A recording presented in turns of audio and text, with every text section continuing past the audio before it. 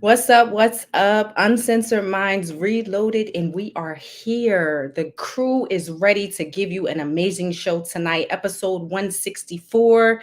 Shout out to all of the members and all of the people that tune into us every Sunday. We truly, truly, truly appreciate you. Make sure to say something in the chat so that we can see who all is here. Also, please like and share the video. And if you are not subscribed to the channel, I don't know what you're waiting on because you need to be subscribed to the channel. We are here. You have the crew all night, all live. We are here and it is going to be an amazing show. I hope that you are ready to gear up for the new week with your favorite crew, the world's greatest conversation. We are here. But before we actually get started, send some prayer hands up for our very own Nell, who is under the weather with us tonight, and he is here front and center. We truly love and appreciate you, Nell, and we hope that you feel better. So make sure you send some prayer hands up for Nell in the chat. I also asked special prayers for my mother. We did not get good news this past week, and we are up yet for another battle. So I'm asking that you send some prayers up for my mother, Joyce, who is battling, So before we get started, make sure that you, again, like and share the video. We truly, truly, truly appreciate all of the supporters that are here. Fellas, what's up?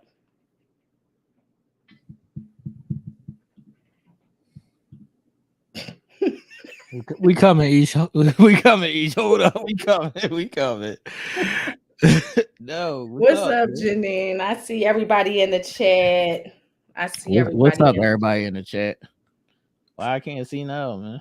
I'm right here. Now I can see now. I think your Xfinity is Xfinitying. It's my Xfinity? Yeah, pretty much. Oh, all right. Can you see now or no? It might just be my glasses. Okay. But I gotta reiterate the tagline because this is gonna be one of those ones. So ladies and gentlemen, boys and girls, all people from all walks of land, welcome to Uncensored Minds, the world's greatest conversation. And if y'all don't know, our tagline reads like this, man. To whom it may concern, the thoughts, views, and opinions of Uncensored Minds is to spark conversation, to teach, to learn, to listen, and to understand. Whether you agree or disagree, the point is to hear everybody's perspectives, man. Once again, for the people in the back, this is not Good Morning America. This is not the Cast. This is not the Pacify Cast. If you have sensitive ears, please exit stage left. This is Uncensored Minds, which means it's a safe space for us to speak freely, however we want to speak. How's everybody doing, man? What's up, Ish? How was your weekend? And we know that Nell was laid up. Yeah. I'm going to say something tonight, Angelia. We know that Nell was laid up, but we're glad that you're back home and pushing through. So yeah, I see y'all in the chat. Make sure y'all continue to send up some prayers from my boy. I told him to get some broth, some chicken. He over there BSing, still drinking water. He think water gonna save his whole life. At some point, you gotta get something else up in there. You gotta get some vitamins up in there. Some other things. You need some other things circulating. But how's everybody doing, man? Everything is everything. Are y'all ready for a good one today, man? Let's get into it. Anytime I got on my dark shades, y'all already know it's gonna be one. Already know. But wait, can I just say something real quick, Nell, before you get into that? T, where did you go? Because it says the return of the shit starter. I haven't used the name in a while. I was trying to be good. Yeah, I was trying to be good. I was trying to be on my prophet. I was trying to be on my each one teach one. I was trying to be less petty. But no. It's done. It's over. No. we're not doing this. Shout out to Katt Williams. The truth must be told. That's what this episode is called. The truth must be told, man. God damn it. God damn it. The truth must be told, man. Let's go. How's everybody in the chat doing? First and foremost, thank y'all for tuning in. I don't know if this might be y'all last episode. I don't fucking know because I'm gonna say something. Then some of y'all might not be able to make it back. Sorry. Now, your boy is on some shit. What's And I had a cup of coffee today. And I had a cup of coffee. And he had a cup of coffee. I can't. So what's up? I can't. So what's up, man? Sorry. Let's get. Don't be sorry. Let's just get right into it. All right, man. This episode is 164. Make sure y'all hit that thumbs up button underneath. Like and share the video, all that good stuff like Aisha. We're going to get into the icebreaker. We're going to ease y'all into this episode. We got a couple, entertainment topics. Y'all going to get us all night. So we're going to ease y'all in. And then about a half an hour in, somebody might be crying. It's probably gonna be me because y'all know I'm only easing them in because I still want to give people time to come on. Like they still don't know that we be on at 8:15 sometimes. Angelia talk about some. She gonna sit this one out. No, keep your ass here, Angelia. Front and center. They don't be knowing we'll be on this. I do want to say, excluding you, Ish, because this is not to you, Ish. All the rest of those dirty birds, where y'all at? Because normally y'all would be in the chat and y'all don't come outside no more. Y'all haven't been outside. I haven't seen y'all in the chat. You could come over. We still friends. It's still friendly. We still want to talk to y'all. We still want y'all to participate. Y'all can't come outside now. What's up? Okay. Where's the dirty birds at, man? Where's the dirty birds at, man? What's happening? All right, let's get into the icebreaker, people, man. Okay. So this is just a question that I wanted to ask y'all because it was something that I was thinking about just over my endeavors over the weekend. And the icebreaker is, what do y'all think is the worst place that you can live? Is it next to a cemetery, a church, the projects, a crack house, whatever it may be, et cetera, et cetera? Y'all can answer in the chat as well. What is the worst place you can live? What's up, people? I'm gonna say a crack house. First of all, yeah, I'm gonna say a crack house. I've been out of the city now. I'm going on 10 years, and like I don't know what it is to see people sitting on other people's steps. I don't know what people when I come outside, people gathering around and stuff like that. I'm so foreign to that anymore. Like, so crack house, as we all know, is 24 hours a day, constant back and forth. You got crackheads next to you smoking crack. Right. What if you ever live next door to somebody and they cooking, you can smell their food in your place. So just imagine the aroma of crack burning day in and day out. Also, you got people in and out all times of hours and days and nights. So that would be a little cumbersome for me. So I would probably say a crack house would be like the worst place for me. Ish. I was torn between cemetery and crack house. Okay. But I think crack house was the one that actually took me there with it. Cemetery, the reason why I was saying cemetery is just because, is drim and drab to look out like your house and see a cemetery and you think of death and you think of your life flashing before you and whatever the case may be. But I think crack house was the one that did it simply because, just as Nell said, you can see the moving and the revolving doors of a crack house. You can see death walking in and out. You can smell it. You can feel it. And to live that each and every day, is crazy. So yeah, crack house was it for me. I like the crack house answer, but I want to go with the projects. I want to go with the projects and I want to go with the hospital just because I'm a person that is like noise. Noise irritates me. So it's like wherever the most noise is, I don't want to be a part of. So I don't want to hear no ambulances running 24/7, and I don't want to hear the noise of the projects, people hanging out of windows and all kinds of shit going on, niggas pissing in the alley, in the hallway, and on the steps and all that shit. It's just too fucking much. So my choice is split between hospital and the projects. But Okay. each and Nell is going to the project. I'm sending them to the project, y'all. Why? What we Y'all done did? chose something. I'm sending y'all what y'all didn't choose. Y'all gotta pick somewhere. So Right. if you can't live there, you gotta pick somewhere. Man. I'm sending y'all to the projects. Well, am So I, let me. I wouldn't mind living in the projects as long as it ain't near the crack house. Or the, Right. The project is the ultimate crack house. it is. It is. True. Like with the projects, you know, it's you know, the tenements, what they call them in New York, with the projects we call them here. That's cool.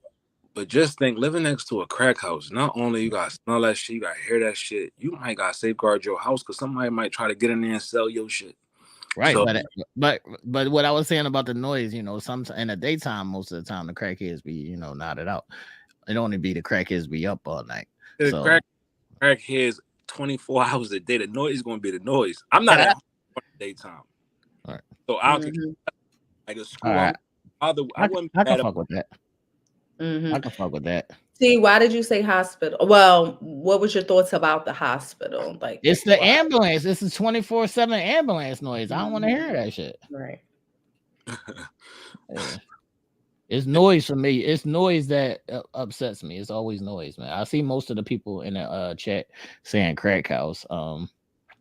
I did have church up there just because they be taking over with the parking and shit. And like when on they church days, they take over the whole block with their parking shit. I'm like, move. I'm supporting the church and all that, but move the y'all park, fucking yeah. cars. Not Move the y'all park. double park cars, man. Yeah, the pastor have a specially assigned spot. Right. It's funny. With the phones and everything.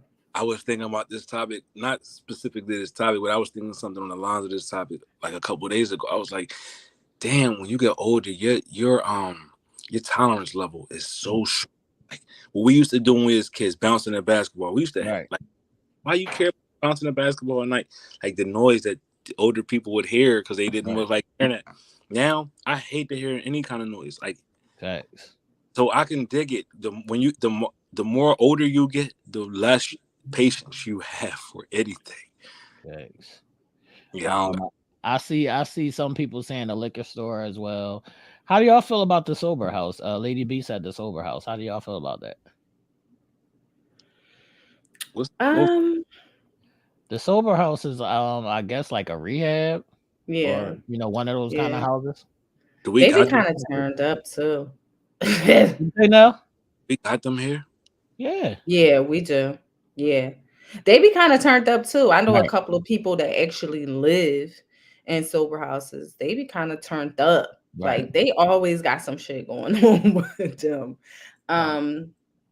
So yeah, I probably wouldn't want to live near them neither. They active. Let's just say that they're active. Thanks. All right, people. Continue to put y'all comments in the chat and in the comment section. What is the worst place that you think you can live? And a halfway house. Diana said a halfway house. Yeah, I went. A halfway house is not as bad as y'all might think because they rule or those inmates or those people that's transitioning. So yeah, they kind of got to be on their good behavior. Yeah, and and then them guys too. Still, you know, that behavior. So they kind of like taking it down early and getting up a little early, getting out. So it ain't as bad as a crack house day. Most of them want to get home. Right. So it's just like, let me just buy my time. Let me maybe go out, go to work, come home, do what I'm supposed to do, go to bed. Like Nell said, be quiet, be cool, under the radar. And so it's pretty quiet. All right. As we begin to get into the entertainment quick spin, I just want to ask y'all a quick question. Was there a real alien in Miami? So I saw saw the shit. Like I saw the figures or whatever that they had photos of or whatever the case may be. But like, was that fugazi? Like, was it just made and placed there in the photos? Like, I don't know. Because it doesn't seem all that real to me. It looked shady, Mm-hmm. but it also looked believable. Super shit. Right. Really It did look super shady. is So they because said it. So they said it was a 8 to 10 foot alien like figure that was walking outside of the Miami Mall. Y'all don't think that that's interesting that it would just pick Miami out of all places? I think it's Katt. And the reason why I think it's Katt is because what's the first thing people do now when they see something that they don't understand? They pull their phone out. Right. And we don't have close-up images of this thing walking and this thing. Like we can see fights. People be seeing things happen before they even happen. So why is there no clear cut footage? Excuse me. Y'all dying, y'all. We'll do this all night. How come there's Y'all dying, y'all. How come there's footage of this up close other than aerial views that we've seen from like whatever? Yeah. 8 to I 10 know.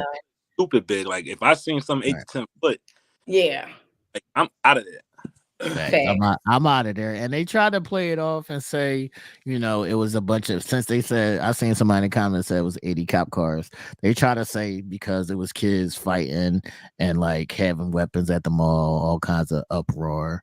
But we still didn't see a kids fight though. yeah, we definitely did. We definitely didn't see no video. I definitely didn't see no video of a kids fight. So that does beg to question like exactly what was going on, because we have not seen one video of a melee that had happened down there by the mall with kids, weapons, nothing. And in the day and age, I did see pictures and or footage of some kind of movement going on with this supposed alien. All I want to know is if y'all see an 8 to 10 foot alien just casually walking down the street, what's the move? Bro. Ain't no like are people running up to the alien like, yo, what's up? Like what are we doing? Like, what's the move? Look. Is everybody pulling out their phone? That's what they doing, Ish? Everybody pulling out their phone? I mean, I don't know. It's like, you know, you got all these people. Yeah, Lady B. That's my question too. So then where did the alien go? He was just out there for like a 5. Yeah, like he jumped in he jumped in an Uber and was out. Yeah, like where did he go? Like nobody said, okay, we saw this alien, then he just like ascended into the sky. He ran behind the mall. Like where did he go? He just was there and y'all saw him and what? Facts. Like I don't know. If I see the alien, I'm out. And whoever I'm with, now I'm snapping on whoever I'm with, and I'm saying, see, this is why I told you I don't like vacations. Now you got me on a vacation. Now I got to see this fucking alien. My life is in danger. All because you wanted to go on vacation. My life is in danger. I can't.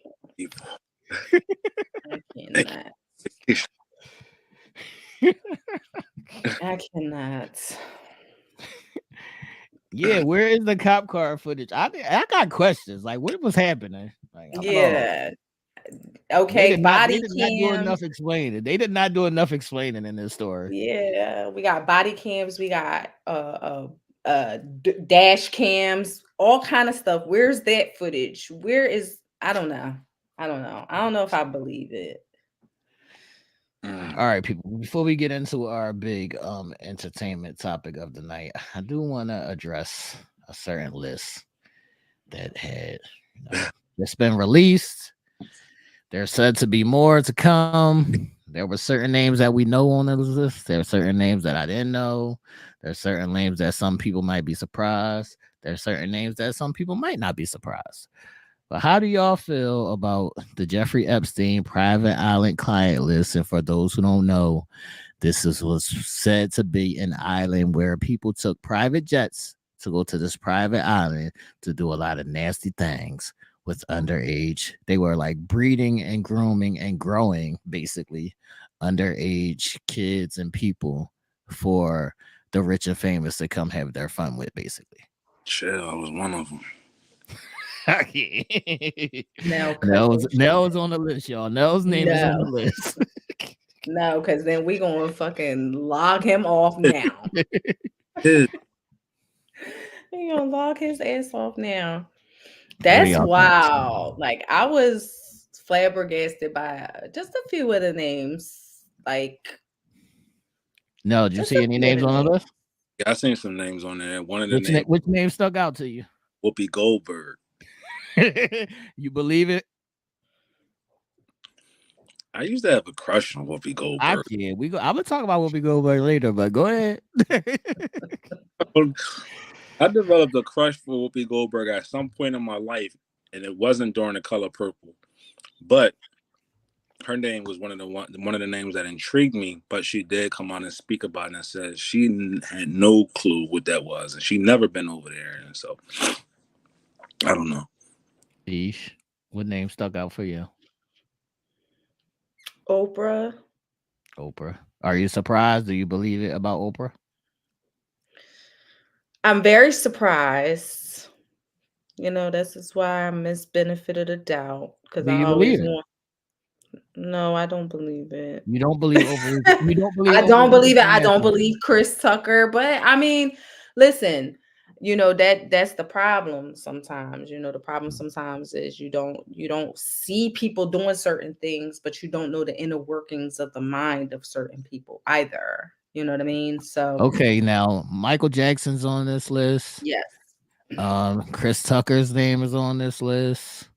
Who else is on this list? But I Somebody. saw the Obamas. I saw Cameron I didn't see the Diaz, Obamas. Cameron Diaz's name is on the list. Leonardo DiCaprio name is on this Leonardo list. I, DiCaprio, I Naomi Campbell. Naomi Campbell, Yes, I do have the list actually up. Bill Clinton, Donald Trump. Bill Clinton, and Hillary Clinton. Yes, Hillary Clinton, Leonardo DiCaprio, Al Gore, Kevin Spacey. And I'm just saying the names that we are familiar with. Obviously, it's a lot of people. Bruce Willis. I Right. was very surprised about Bruce Willis and Cameron I'm not Diaz. surprised about Bruce Willis, and I I love am, Bruce but Willis. I love Bruce Willis too. And I just was like, what? Yeah, I love Bruce Willis, so I'm not just surprised. go to the island don't mean you participated in the events. Right. Right. Like, But I mean, sitting and watching too, like, but who said it's just like I guess who comes to mind right now when you talk about throwing parties in the Hamptons is Michael Rubin, right? He Right. has a number of A-list celebrities that come there Right. and come there to have a party. Whatever goes on in them little rooms that's behind the scenes, we don't know, but not everybody is there. Right. mhm. But Like, are you going to the party now? yeah, I'm going to the party. I ain't going to the party though. But Yeah. what if it's the first time you've been invited to the party and you don't know? That's what I'm saying. Before I go to a party, I need to do my research on what goes on at these parties. Oh yeah, I'm not. the person who asks who's going to be Yeah, there. I'm not just going to the party all willy nilly. Yeah, I'm one of the people who's asking who's going to be there, what's this about. But I did hear somebody say that Michael Jackson was there, Right. but he didn't participate in any of the activities. He was just there. If Michael Jackson was there and participated, would you be surprised? Would you believe it? Again, I don't put people on pedestals.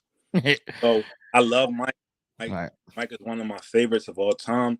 But again, I don't put nothing past a person. Hopefully he didn't do it. I would hope he didn't.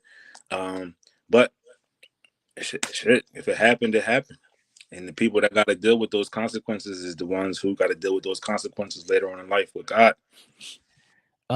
Lady B's asking, she wants to know how long they stayed on the island. What does that matter, Lady B? I don't care if they stayed there for a day, a weekend, a week, 2 weeks. If you went over there and did some nasty shit, you went over there and did some nasty shit. And you need to be, somebody needs to be inquiring about what nasty shit you was over there doing. I'm sorry. Because grooming underage people just for you to play with and have fun with is insane. Mm-hmm. That's pure insanity, man. That's just pure insanity, man. Y'all let us know in the chat and in the comments whose name was y'all surprised to see. Who do y'all believe did it? What y'all thoughts is, man. Now see, Jay-Z and wife. Right. Did y'all see their names? Yeah, I I seen was that. I was saddened. I'm not sad about nobody's name because, like Nell said, I don't put nobody on a pedestal. Right. And once you get a certain amount of money, Anything is But you be doing some wild shit. I'm yeah, facts. confused because when did this supposed to have taken place? It's been taking place since forever, since the beginning of For, time. yep. For You years. know, yeah, Jeffrey Epstein been running shit in Hollywood since we was probably kids. Mm-hmm. So this been going on since the beginning of time. I see somebody saying Jimmy Kimmel in the Oh chat. yeah. I I'm not did. I surprised did by hear. Jimmy Kimmel. First of all, I'm gonna say this one time only. And y'all may say I'm racist for saying this, but as y'all told y'all, refer to the tagline at the beginning of this episode. I'm not surprised by no nasty white people.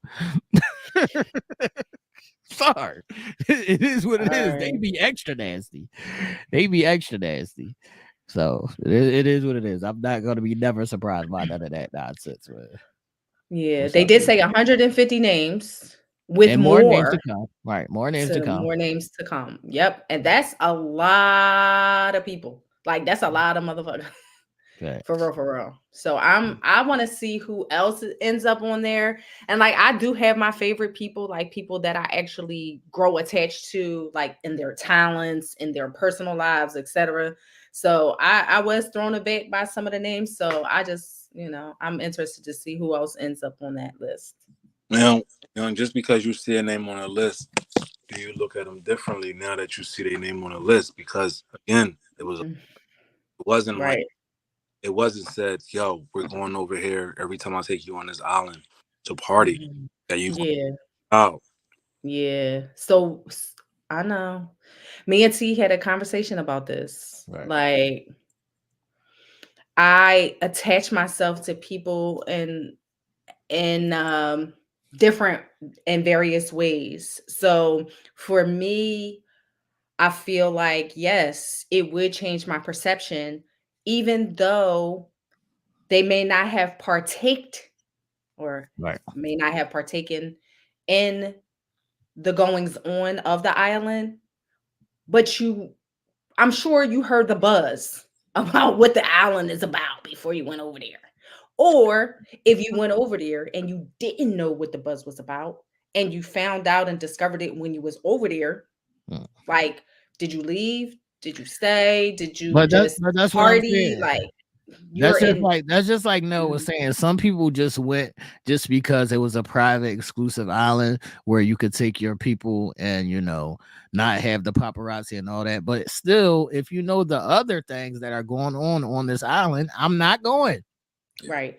They said that Oprah's private jet went there 11 times. Now, it could very well mean that Oprah went there 11 times when no bullshit was going on. Mhm. But like at some point, did you know the bullshit was going on? Whether Right. you were there when it was going on or not, or whether you partaked in it or not, like I don't know, just got me looking at you sideways a little bit. I don't think there is no times when no bullshit is going on, but we're gonna let them proceed and do Right. what they do over there. But I ain't going. Like I said, I ain't going. They said they getting ready to turn that island into like a resort or something now. I still ain't going. Look, I still ain't going. Facts. Facts. I ain't going. Some nastiness happened over there. Yeah, facts. Not going, man. All right, people. What? I ain't going, people. Let's get into our next topic, man. It was a lot of big shaboom. 30 million later. 30 million views later. Katt Williams set the world on fire, man.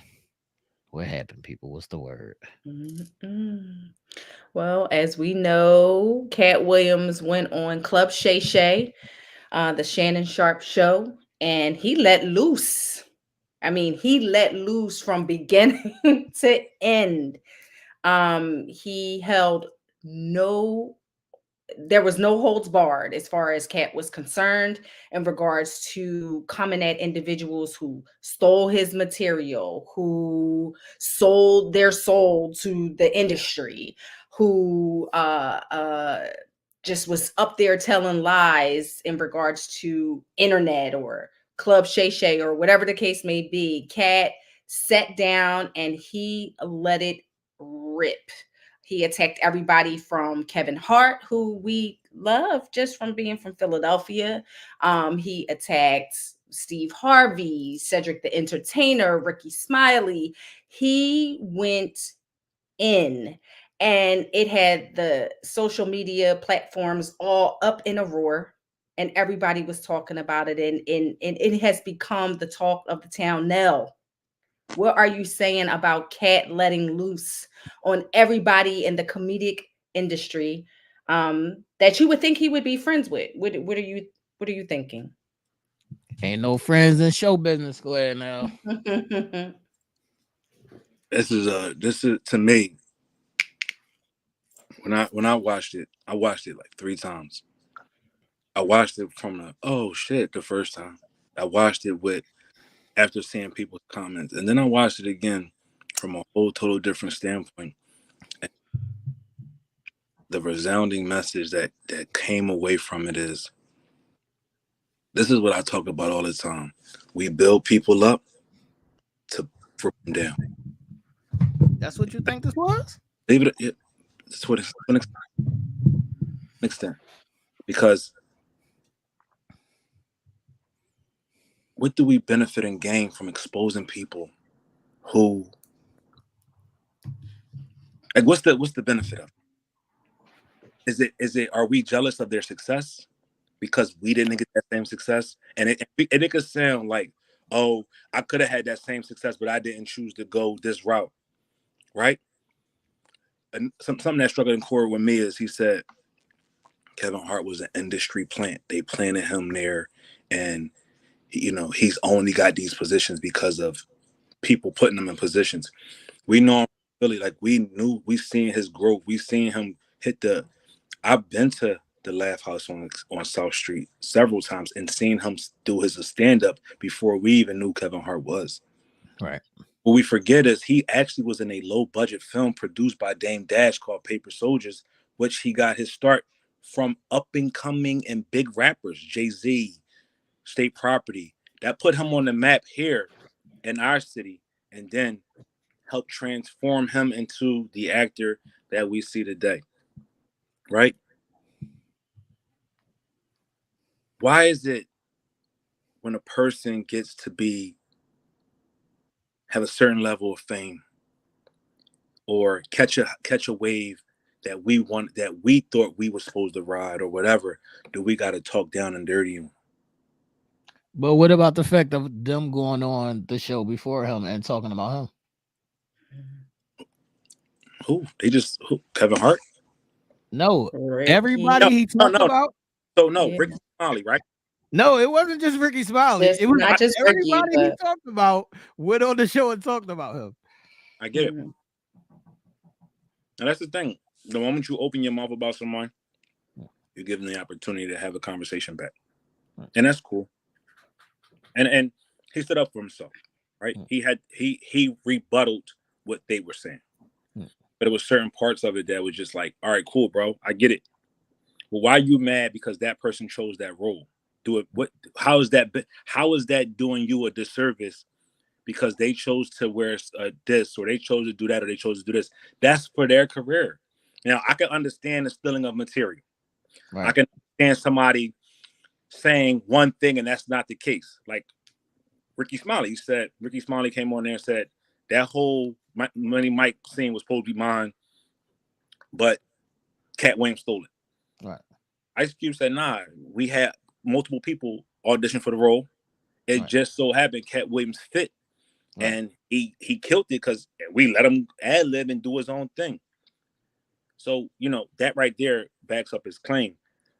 Right. We think where he said Steve Harvey was stealing from Mark Curry and hanging with Mr. Cooper and hanging with Mr. Cooper. And when we look back on it, the Steve Harvey show mirrors that. Right. And, we can see a number of parallels that had to do with that. And Mark Curry should be getting more credit than he deserves. Right. Right. Cedric the Entertainer. But when you start to attack a person's personal persona, oh, he's fat, he's ugly, he looks like a well. it sounds bitter. It don't sound like you it don't sound like you entertaining the things that it sounds petty and childish at that point. Like calling that man a walrus, and when he sits in his chair, he free, right? That's nutty. I mean, I can't really speak upon those things because I'm going to get into that a little bit later. I mean, that's snapping. That's snapping. That's comedy. That's snapping. Not even if it's snapping or not even if it's comedy, but what if it's true? It is. I mean, a lot of his shit, besides a few discrepancies that people spoke on, nobody, not one person said Katt is lying. All right. Every rebuttal, every person that came on and they just said, oh, he's bitter. Oh, he needs help. Oh, it's sad. How many times have somebody said something about you and that you had to get on, that you had to come back with they lying? You just let them say what they had to say and you kept it popping. True. Right? True. Not me. I'm Captain Petty. So why did society go? Why now? If we got people that's taking high roll, we could take that high roll or somebody say something negative about us. We want people to respond and say he's lying to their claims. It doesn't, as that's his personal opinion. So this is my question. But it is not necessarily, the things that he was saying are not just personal opinion. That's him taking stabs at a person's character. So typically, when you have a person taking a stab at your character and it boils down to that, you're going to speak up and be like, nah, I don't know what the fuck Katt is talking about. He lying. This nigga is X, Y, and Z. But in all actuality, everything that Katt was saying, there is some story that aligns with it. They've been letting go receipts left and right that validate the shit that he was saying. And regardless to if he seems bitter or if he seems a certain way and why all of a sudden now and all of that, the fact remains is that he kind of telling the truth. All right, so my question is this. So now that we jumped on the bandwagon and he now telling the truth. Was it a bandwagon though? Let's call it spade. Let's call it spade a spade, because if we have revere for Katt Williams, how come before we as the general public didn't support him? Not I. I always support Kevin. I always support Katt Williams. No, I'm talking about you. That's now right, just individuals. And everybody that's saying he's intelligent, he's telling the truth, and that. How come y'all never before this really supported Katt Williams the way y'all support Kevin Hart, the way that you support the way y'all support what's his name with the lips? What's his name? Steve Harvey. Steve Harvey, right? Y'all watch Prices. What's that? What's the show he on? Family Feud. Y'all watch that religion. Yo, listen to his morning show, religious. Hold on, Each. So hold on, Each. Hold on, Each. Katt Williams guy. And y'all, are you watching what Nell just did? Each, are you watching what Nell just did? What? I am. Nell, you just said the nigga with the lips. That's the same shit that Katt Williams was doing. No, because I know I couldn't get his name in my head. Everybody know the lip guy. What's his name? Steve Harvey. Yeah, right? But listen, what I'm saying is, if you say something about somebody that's true, it don't matter because it's true. Right. Oh, but my thing is, if now we saying he right, he telling the truth, he intelligent. We couldn't see he was intelligent before this. We needed him to sit down and say all these things for us now to support him. So I'm so glad that you brought that point. He's cool. He's funny in a number of aspects, but he don't bring substance like the rest of these motherfuckers. He's not. To me, I'm not watching him in a full-fledged movie, but just him like I would a Martin or a Kevin Hart. Right? I'm just not doing it. Y'all not either. If he's starting the motherfucking movie just by himself, y'all not going to say I'm pulling up to that movie like you would if it was a Martin Lawrence, if it was a Kevin Hart. Let's call it spade a spade. I'm not mad at that. I'll see somebody saying he's a comedian, not an actor. I agree with that. He is. They all comedians. That's where they got their start from. Stop it. Don't do that. No, but what I do want to say is, hold on now. What I do want to say is my biggest thing from this was not the name calling. I love the shit that he said beyond the name calling. Okay. I love the shit that he said about his real life. I love the shit he talked about with the shit that he went through with his father. I love the shit that he talked about how he adopted like 9 kids. I like it. I like all the shit he said outside of the names. Yeah. I think the names were just used to pull people in for shock value. And if what he was saying is true, it's true. We can't. The truth is the truth. That's what I would. That's why this episode is called "Tell the Truth is the Truth." Wow. Now, if somebody says a lie, then correct the lie. But if you're speaking the truth, speak your truth. Right. And I feel like Katt bubbled over. I feel like he got to a point where, okay, he just couldn't be quiet. I think the Ricky Smiley thing just sent him overboard and had him ready to just let loose. But the one thing I do want to say is that we've seen numerous people, right, that everybody in the industry will call crazy and will try to downplay their speakings. You know, we got Orlando Brown, we got what's the chick from Philly? What's her name? And she always speak on Jay-Z. She used to Jaguar Wright. Jaguar. Yeah. Like, you know, there's so many people that speak against the grain when it comes to the industry inner workings and dealings, and they are belittled to, oh, she's crazy, oh, they're bitter, oh, Orlando is this, and they could have had the same opportunities or the same choices. Like, this shit that they're speaking on is not false. Like, just they see and know and hear a lot of shit that goes on in the industry, and they are one of the ones that just don't go with the grain. You know what I mean? They go against the grain, and unfortunately, when they do that and they speak out, then they are looked at as, okay, well, they just aren't talented enough, or they just, you know, they just ain't good enough, and they're just hating, and they're just, you know, normally they will always say, no, they high. They was high. They did a rant and they was high. They got high and they came out and they did a rant, and you never see them, you know. And it's like, no, sometimes they probably wasn't high. Sometimes they spoke the truth, and that's all they wanted to do. Right. But nobody looks at it as the truth, though. Like, everybody looks at it as, okay, well, they have a reason for doing it. It's because their career is not going well, or whatever the case may be. So what is to say about those people who are being downslotted because of the things that they say that are true?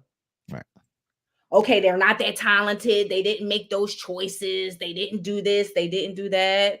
That's the same thing.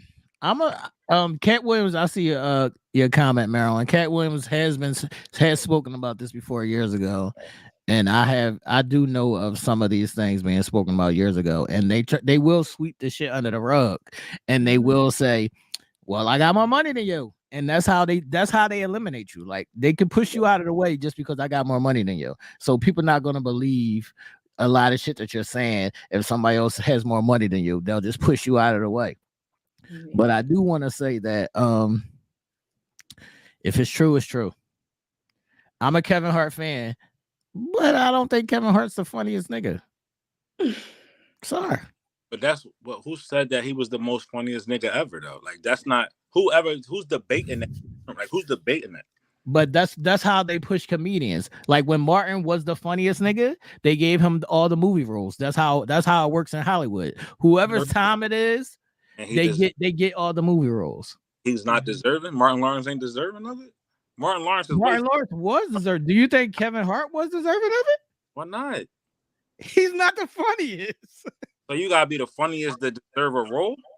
No, you have to be the funniest for them to put you in that place. Is what I'm saying. Like, look at the history of it. Look at the history of it. Eddie Murphy, he was the funniest nigga. Richard Pryor, he was the funniest nigga. Dave Chappelle, funny nigga. Dave Chappelle ain't fucking funny. That nigga whack. See? The disrespect. That disrespect. Now Dave Chappelle's not funny. Now Dave Chappelle's not funny. Martin Lawrence, the funniest nigga. Listen, all right, we can take Dave Chappelle out. Martin Lawrence, the funniest nigga. Funny. Katt Williams was not the funniest nigga. Never. He wasn't. He not. Mm-mm. All right, so this, you know what I didn't like, right? You know what kind of, I was cool with everything else. You know what kind of bothered me? He talked about Martin, right?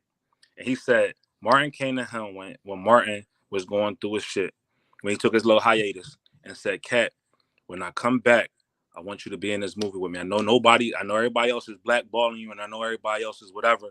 Right. I got you. Right. He said, Martin, no worries. I got you. I'm here for whatever. Right. Cool. That man was trying to give you opportunity when everybody else wasn't. Right? You came up there and tried to. He said he wanted to put me in a dress. All right, but cool. Don't. Is that cool? Bro, if that's the movie role and you saying you're not getting no movie roles, cool. If you wasn't cool with it, then you're not cool with it. Right. But don't try to denounce that man's name or make him other than what he is. He didn't say nothing bad about him. He said I'm not putting on a dress. Yeah, he stood firm on not getting in the dress ever. He didn't say Martin. He didn't say nothing bad about Martin. He just said no, Martin. What did he say bad about him? And that Martin didn't have to do that, and Martin didn't have to do that. You're Martin Lawrence. It's a sequel to a second movie. What are you talking about? Right. But you're Martin Lawrence now. You don't have to do that if you don't want to do that. Right. You don't have to do what? Put on a dress. Put on a dress. It's his movie. That man's making a sequel to his amazing movie. What are you talking about? Was Big Mama's House 2 an amazing movie? Big Mama's House 1 was. If you making a sequel to that, was Friday. It was next Friday. But Big Mama's House 2 was not an amazing movie. All right, was Friday after next? Was Friday the next Friday amazing? No, Friday was. No. Next Friday after next was amazing. Not the one with the day by itself. With who? That girl. What? You talk about next Friday? Okay. That wasn't hot.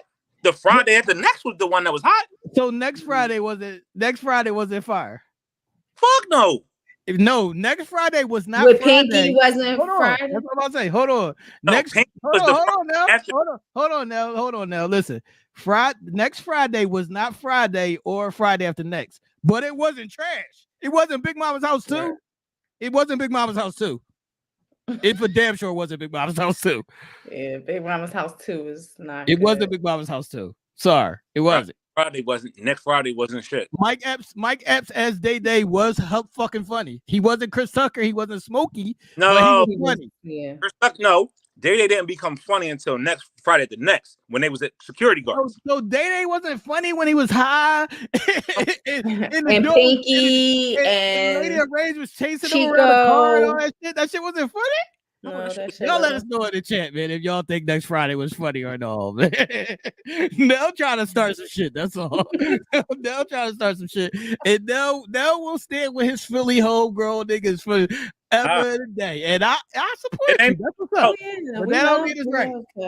Look, we love Kev. Them folks. Kev is folks. Ain't even about Kev. You're not gonna play with my man M. Lawrence like that. Like I'm not. And I said to T, like, I love Martin Lawrence and Jamie Foxx. Like, you are like, those are my guys. Yes. Baby D and Day was hilarious, man. You wildin' though.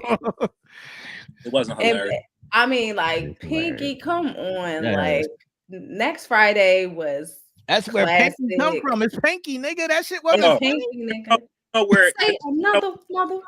His issue with Kevin Hart really comes from him speaking up for Tiffany Haddish, right? Tiffany Haddish, when Katt Williams was saying what he was saying about Tiffany Haddish wasn't responding back to him. But Kevin Hart came on the Breakfast Club and he said what he had to say to Katt Williams, like, yo, boom, boom, boom, boom, boom, bro. This is a black woman coming up in the game. We already know. They don't get the biggest opportunities. She's trying to do her thing. Katt took that and ran with it for real.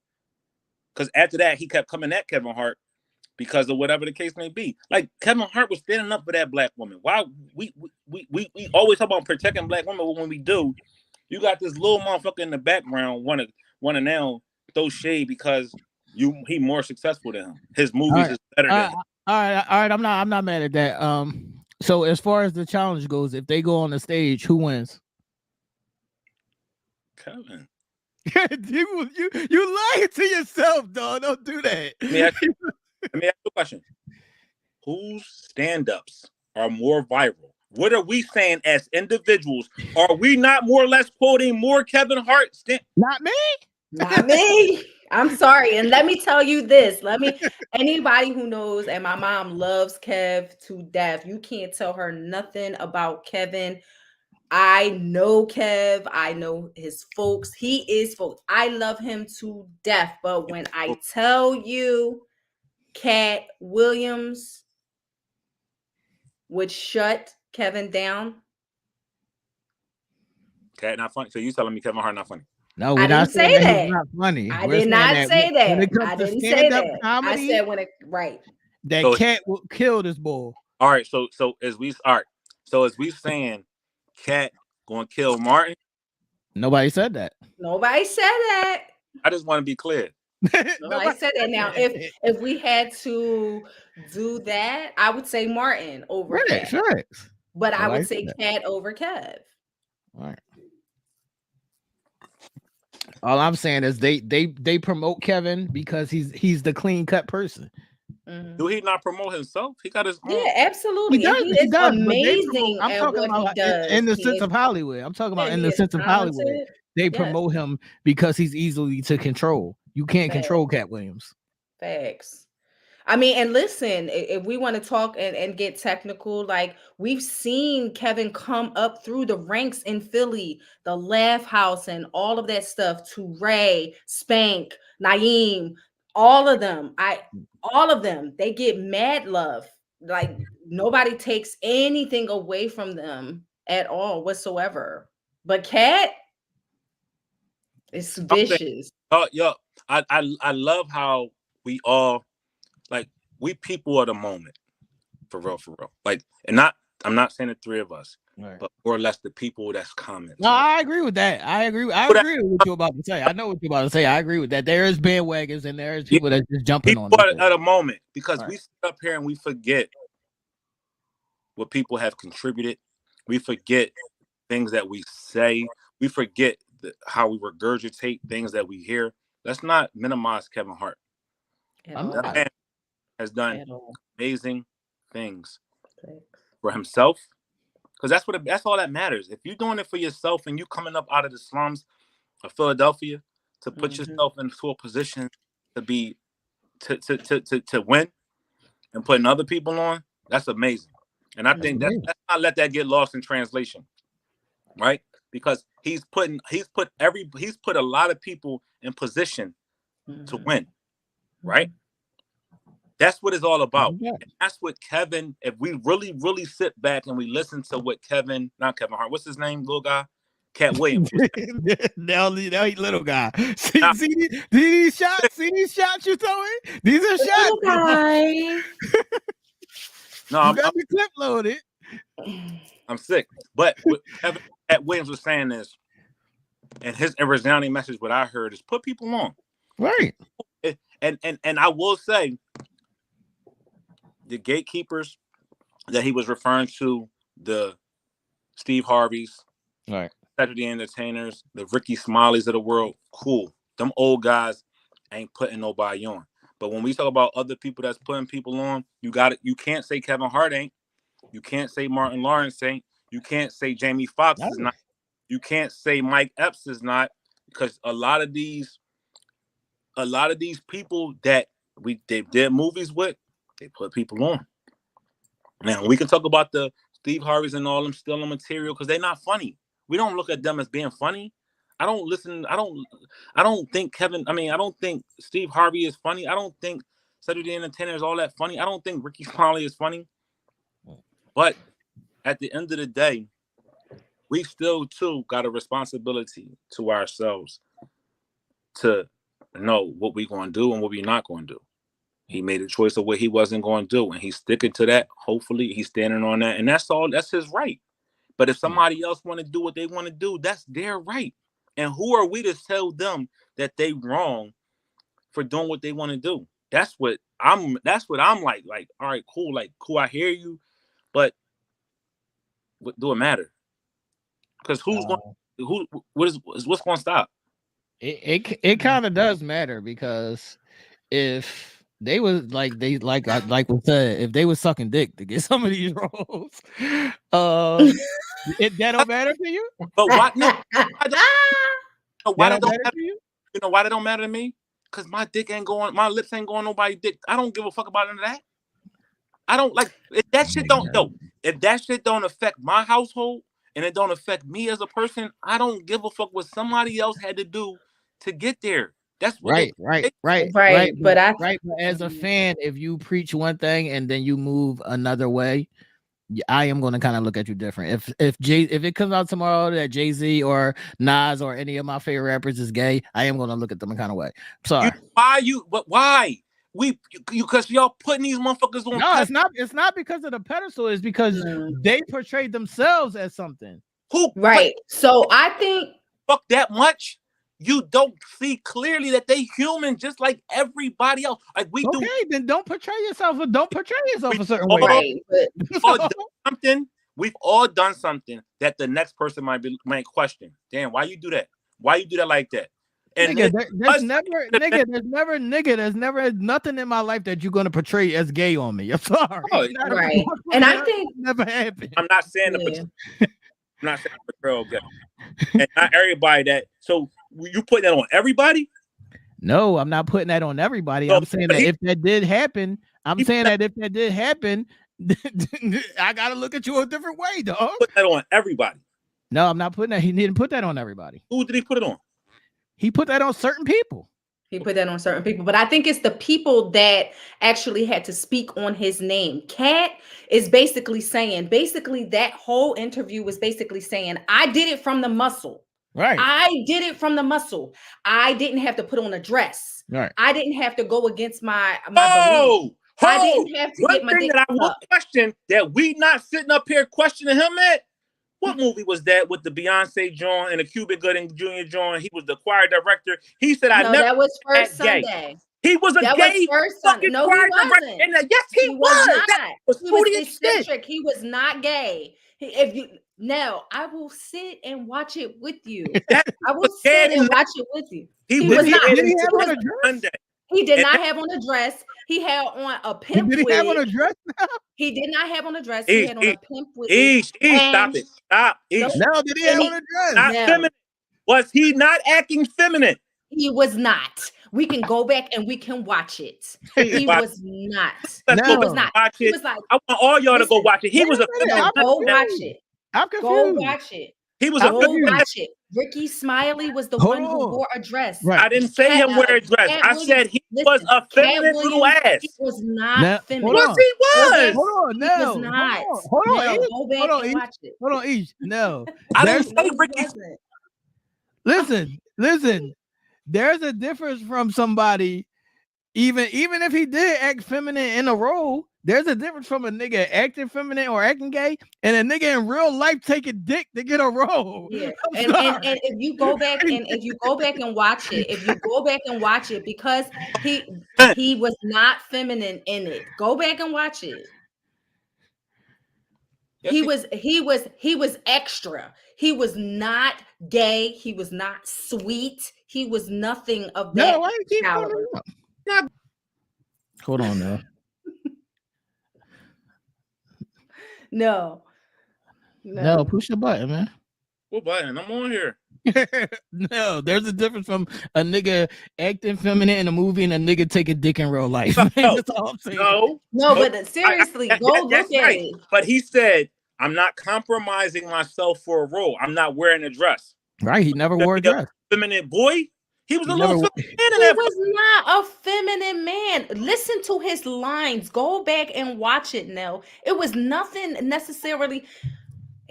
Go ahead. Go back and watch it. We will watch it together. It was nothing feminine about his lines. Why wasn't it? That man was feminine extra. I just want to look. Let any man that you see. No. He wasn't in the Fighting Temptations. Like that nigga's gay. No. Man, can't act like that. You saying that man is sassy, that man is gay. Don't play with that. Let's not do that. That's real life fact. I watched that 120 times. And I never thought he was gay in that. Hold on, Ish. I want to know. No, what's the beef? I had no beef. That's all I want to know. What's he the said beef? That nigga was feminine and gay, and that I'm wrong. I just want to know what's the beef. I just want to know what's the beef, man. I just want to know what's the beef, man. On Temptations fighting? He wasn't in the Fighting Temptations. What movie was he in? It was He was First on- Sunday. He was on First Sunday. I want to know what's the beef, man. Like, Man, my man was sweeter than sweet in that joint. But it's cool. I'm gonna let y'all have him. He wasn't. I guess he was just flamboyant, huh? I'd rather a nigga be flamboyant in a role than take dick in real life, man. But you said Martin had a dress on. Martin had a dress on, yes. What's the difference being flamboyant and have a dress? Nigga, that's a lot of difference. There's a lot of difference. There's Oh a my million God. times I just difference want from to go back there's to a First million times. Sunday. Hold on. There's a million times difference from a nigga having like feminine ways but still being straight, or talking like he's a little sweet but still being a straight nigga, than a nigga putting on a full dress. And I don't care about Martin putting on the dress. All I said was, you ain't got to do it. What are we looking at? Yeah, he's trying to put on First Sunday. Listen to him. Listen to him. Listen to him. Look at him. Look at him. Okay. So what? He got on a pimp wig. He got Listen to. That ain't He no got on pimp a wig. suit and a pimp He wig. got on No a pimp wig. Look at him. But Feminine. listen to him. Listen to him. You talking about his hair. He's Listen feminine. to his lines and I'm how he's saying listening to it. Feminine. Yeah, listen to it. It's not feminine. Listen to it. Listen to his words. Got a You female. talking about his hair. Oh my God. Y'all. Look at the wig he had on in Friday After Next. That's what I'm saying. Look at the wig he had on Friday After Next. He was a pimp. Yep. Look at the wig he had on. It was a feminine style wig, if you want to be technical. Y'all could be fans. It's cool to be fans, but we gotta call spades spades. Let's call it. What is the spade, though? Right, but we're talking about him being feminine. You're just talking about the wig because his lines wasn't feminine. The way he said them lines wasn't feminine. So you're just going by the wig. If that's the case, Friday After Next, then he wasn't acting feminine. He wasn't acting feminine. Listen to the delivery of those lines. Listen. I know that. I really think that I pick on you, single you out, and say some horrible things to you. That's how Katt talk. Can't That's hear. not feminine. Can't hear. But I want you to know that I don't mean What is happening? I'm lost. What'd you say now? Work. I just want to find a note that they sing comfortably and sing that. You have no fear. You will find and murder a note. No, he's talking regular, though. He's talking regular. That's how Katt talks. That's how he was talking on the damn Shay Shay show. That's not gay. That's not feminine. That's how Katt talks. He's talking regular. Yo, that's what I'm saying. telling If we want y'all, to Nell talk was about, only mad because he said something about if we Kevin want to Hart. talk about his wig, if we Nell's want to talk not about really his mad at him. Nell's only mad because he said something about Kevin Hart, man. That's all that this is about. And you. That's all that this is about, man. What's the problem, Nell? That's how Katt talks. That's a fine too. That's a fine. You saw I'm lost. I'm lost. No, we lost. We lost now. We lost now. I'm sorry. That's how Katt talks. You didn't have to buy that tie. You could have bought some more glasses. You're in service. I like my glasses. Huh? No, the people said you're reaching now. I'm reaching. The man. That's how Katt talks. That's how Katt talks, yo. He sat up there and he said, "You listening to something is very unbecoming of you." He talks that way. This is how Katt talks. Okay. No, your only beef is because he said something about Kevin Hart. I'm telling you. Oh, you want to stand on one? Stand on it all.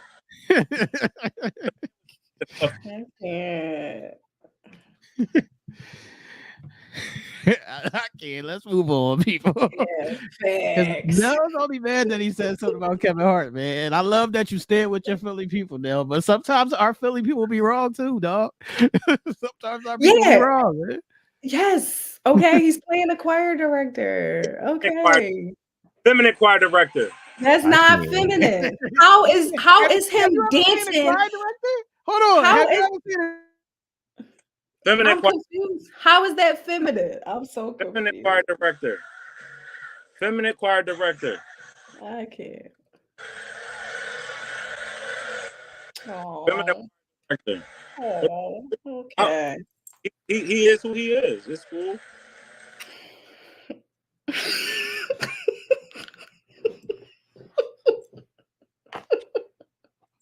I mean, at the end of the day, it is what it is. Mel, like, we can't hear. You're not gonna say Oh, like, God. you know what I mean?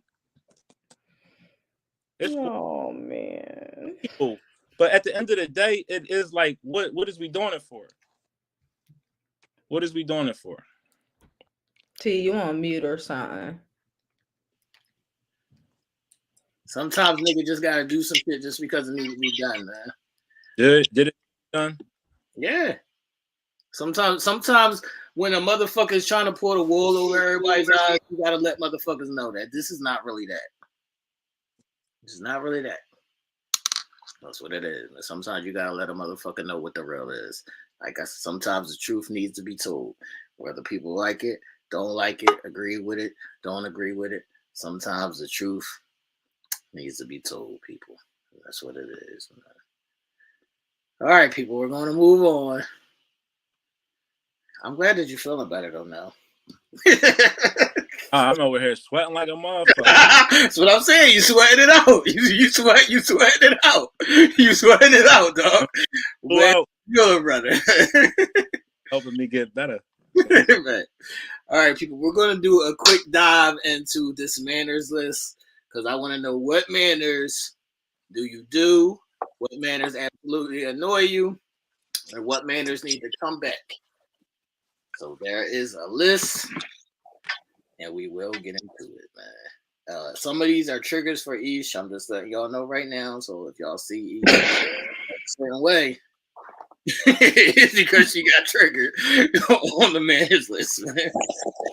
All right, people in the chat, and you and Aisha, now we have to answer yes or no if this is a manner that you do, or it annoys you if somebody else doesn't do it, man. So we're gonna start off with the easy ones, man. Saying please or thank you, is that required? Yes. Are you annoyed if somebody doesn't do it? Yes. Why are you leaving, Marilyn? Come back. We just starting to get into some mess. Let us know in the chat if saying please or thank you is a manner that you need as well. Holding the door open for you. I'm a man. Nobody hold the door open for me. I don't care about that. Nigga, if you walking into a building and somebody's in front of you and they don't hold the door open for you, you're not mad? I don't care. I don't get down. I don't get bent up like that. No, if you see me walking behind you, hold the fucking door open for me because I might slam the door. Yeah, but then if you walking through that motherfucker, I'm gonna be cognizant of you. I might put the door for you because you could have held the fucking door open for me. Yeah, but I'm like, look, if you get to the door first and you going through it, right? I'm gonna speed up a little bit to get the door instead of you having to stand there and wait for me to approach. Like, right. Also, but no, have you seen somebody be walking in front of you and they see you coming and they slide through the door like this so they don't have to hold it for you? That's some ignorant shit, dog. You know what? I don't let that shit bother me. No. There's a lot of things in life that you could really kill you and stress you out. I just be like, all right, they got it. Get my own door. I don't mind getting my own door, but if you see me, hold the fucking door open for me because when we come back out of there, I'm gonna throw something at you, and that's what it's gonna be, man. That's what it's gonna be, man. All right. Are you getting out and opening the door when you go pick somebody up now? No. I could job of that, but I don't. Aisha, is that a thing for you? No, not really. I mean, if it happens, it's cool. Like I'll take notes. You know, I say that I'll take notes, but it's not a really big deal for me. What's happening, big dog? I'm dying over here, man.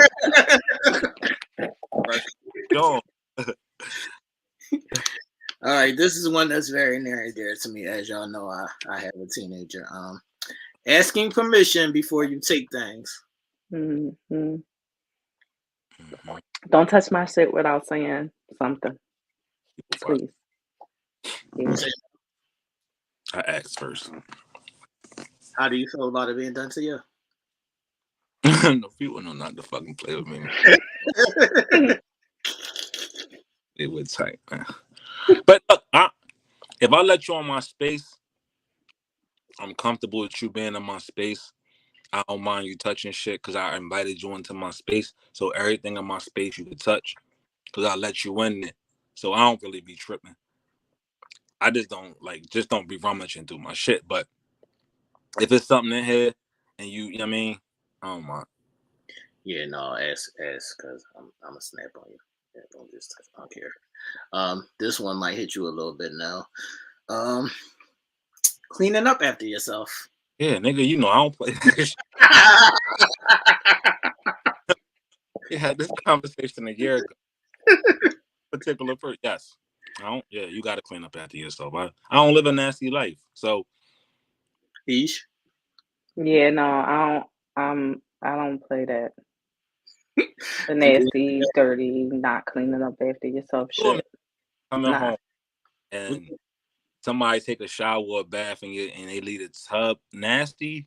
Oh, that's a pet peeve of mine. I'm killing you. Thanks. All right. Somebody being on the phone or having earphones in your presence. I don't care. What you mean, like talking in your presence, or versus having like talking out loud versus having like you chilling with somebody, but they doing their own thing on the side. Oh. No, I'm okay. I take notes. I'm okay though. You know, I'm not bugging out. I'm not bugging out. You know what will bother me about that? Not the actual phone call, the tone of the phone call. I don't like the loud talk. Mm-hmm. I don't care to hear your conversation. Why are you so fucking loud? Right. Yeah. Don't be on your phone or that's ignorant to me. That's rude to me. Go home. You want to take your fucking ass home. Have fun. Like, don't be in my shit. Like, now, see, are we talking about like a full blown conversation, or are we talking about like, okay, you had this, somebody called and you had to answer your phone? I don't care if you're sitting on your phone scrolling. You could go home and do that. Right. Don't do that. Yeah, I got you. Don't do that shit. All right, how do y'all feel about people chewing with their mouth open? Chewing and eating with their mouth open? Like, close your mouth. No. Close your mouth. You don't care. They smacking all crazy, spit flying out. You don't care. I'm like looking at them. They like the look I give is going. All right, each we talked about this one before. Do y'all feel like people should ask to be excused if they leave the table? If y'all sitting at the table eating? Yeah, I think it's just common courtesy. Common courtesy. No. For sure. Like, excuse me, I gotta go to the bathroom. Not just gotta go to the bathroom, just like walking away from the table. Mm-hmm. Like you take somebody out to dinner and they just get up and walk away from the table for whatever reason. They don't say nothing. They just get up and walk away from the table. I don't know. I don't let little shit. Sometimes I don't be letting little shit bother me, but sometimes I be letting little shit bother me. So it depends that day. Sometimes I could be the nicest, sweetest motherfucker, and then sometimes I could be the completest asshole in the world. So it does depend on the mood. I'm gonna be honest with you. Mm-hmm. All right. Do y'all care about standing at attention, like when you're at somebody's house and somebody comes in and they expect people to like stand up and greet them? Doesn't bother me at all, because why? Are you standing up, Elise? No. No, you better come give me a hug and I'm sitting down. I'm not standing up. No, are you standing up? Typically, it depends on who it is. Like if it's like a guy, like let's say I met my lady, I was in her, let's say her brother walk in or a guy walk in, I'm gonna stand and greet him with the handshake, because that's just like, I ain't no little boy. We're not shaking hands while I'm sitting down. I'm gonna stand up, what's up, greet him like a man. Something I was taught. Mm-hmm. Or with somebody, I'm just gonna stand up and greet them anyway. Like, hey, how you doing? Like, if it's a friend, somebody just coming random in the house and they don't need me to greet, and everybody, hey, how you doing? Then I'm sitting down. But if it's somebody that's being greeted to me, or introduced to me, I'm typically gonna stand up and shake their hand or whatever the case may be. That's going into the next one. So do y'all care if you're with somebody and then they have a conversation with somebody else and they don't introduce you? Yeah, I already said, like, how you not introducing me? Like, that's a problem. You said she got to be introduced now. No, do you got to be? I mean, because why would you not introduce me? Like, if Nell, me and you walking in and I'm saying, hey, y'all, what's up? Hey, how you doing? And then I just get to pouring a drink and making a plate. I'm not introducing you. That's rude. I don't care. I don't care. That's crazy. Like, I think me and T could kind of sympathize with this. I don't know people that much to just like worry about if they introduce to me. If they get introduced to me, cool. If they don't, I ain't worried about it. So let me ask y'all something. Does that only apply if y'all been around the people? I mean, like some of the people, or it just doesn't matter? You can walk in a place and know nobody and not care to be introduced. Right. Not care at all. Look, I don't know y'all niggas. I don't care to know y'all niggas. If somebody introduces me, they introduce me. But if they don't, they don't. But I think the person that you're with, I think it kind of like, just lets off a sort of courteous thing. Like, okay, here, this is my guest. This is who I'm with.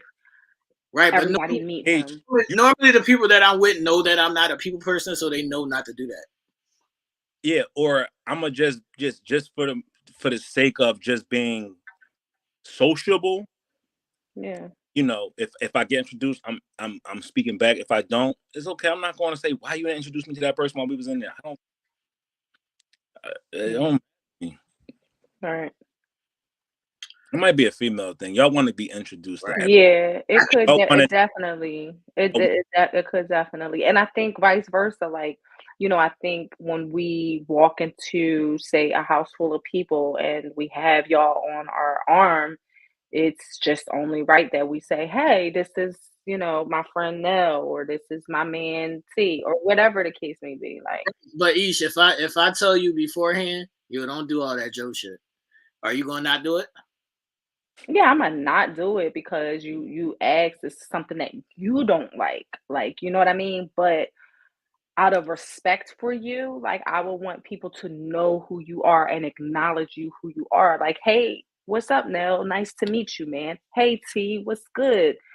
My man, nice to meet you. Okay. Like, acknowledgement for me is what's courteous and what's important. Like, you just not there with me just as like a look.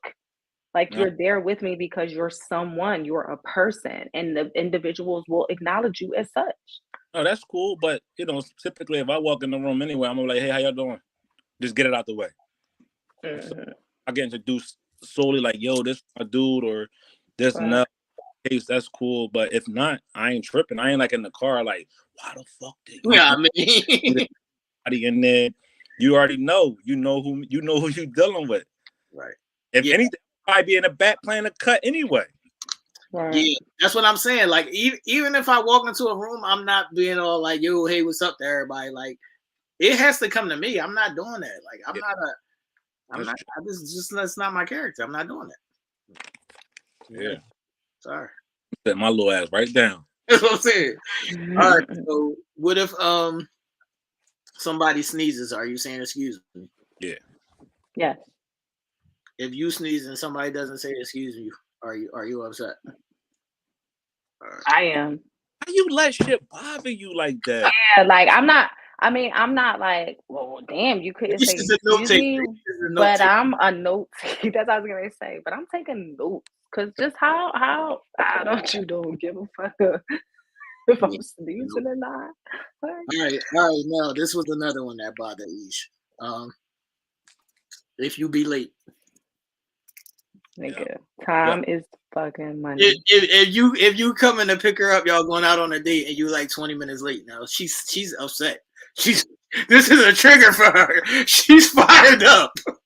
Aisha, Yes. I think we on the same boat because I'm going to come 10 minutes late. And if you come out 10 minutes more late, it's a fucking bomb. Like, I'm killing myself. You already know I'm late. Why you wasn't ready? Like, right. It's just, I don't know. It's just something. Like, it's. How is he mad after he was late? I know. Late, I'm coming to pick you up. Yeah. I'm coming. No, but I'm late. You should already have been ready by 10 minutes already. I can't. I'm normally late. Me And too. I'm gonna say like I'm on my way, and I'm gonna tell you, and you should know that I'm gonna probably be 15, 20 minutes late. Like the people that know me, they know I'm gonna be 15, 20 minutes late. But I'm gonna tell you when I'm on my way. I ain't gonna tell you if I'm still in the crib. I ain't gonna say I'm on my way. I'm gonna tell you I'm still in the crib. But when I leave out and I say I'm on my way, I'm on my way. I might have stopped. I might have made a stop or something, but I'm on my way. Now, what I will, if I'm 5 to 7 minutes away, I'm calling like, yo, I'm 5 minutes away. See, I ain't doing that. I'm giving them the doubt because I need you to start putting your shit on. Yeah, I'm cool with the okay. Well, I know we said 8, and I was gonna be there to pick you up at 8, but you know, I'm 10 minutes behind or I'm 15 minutes behind.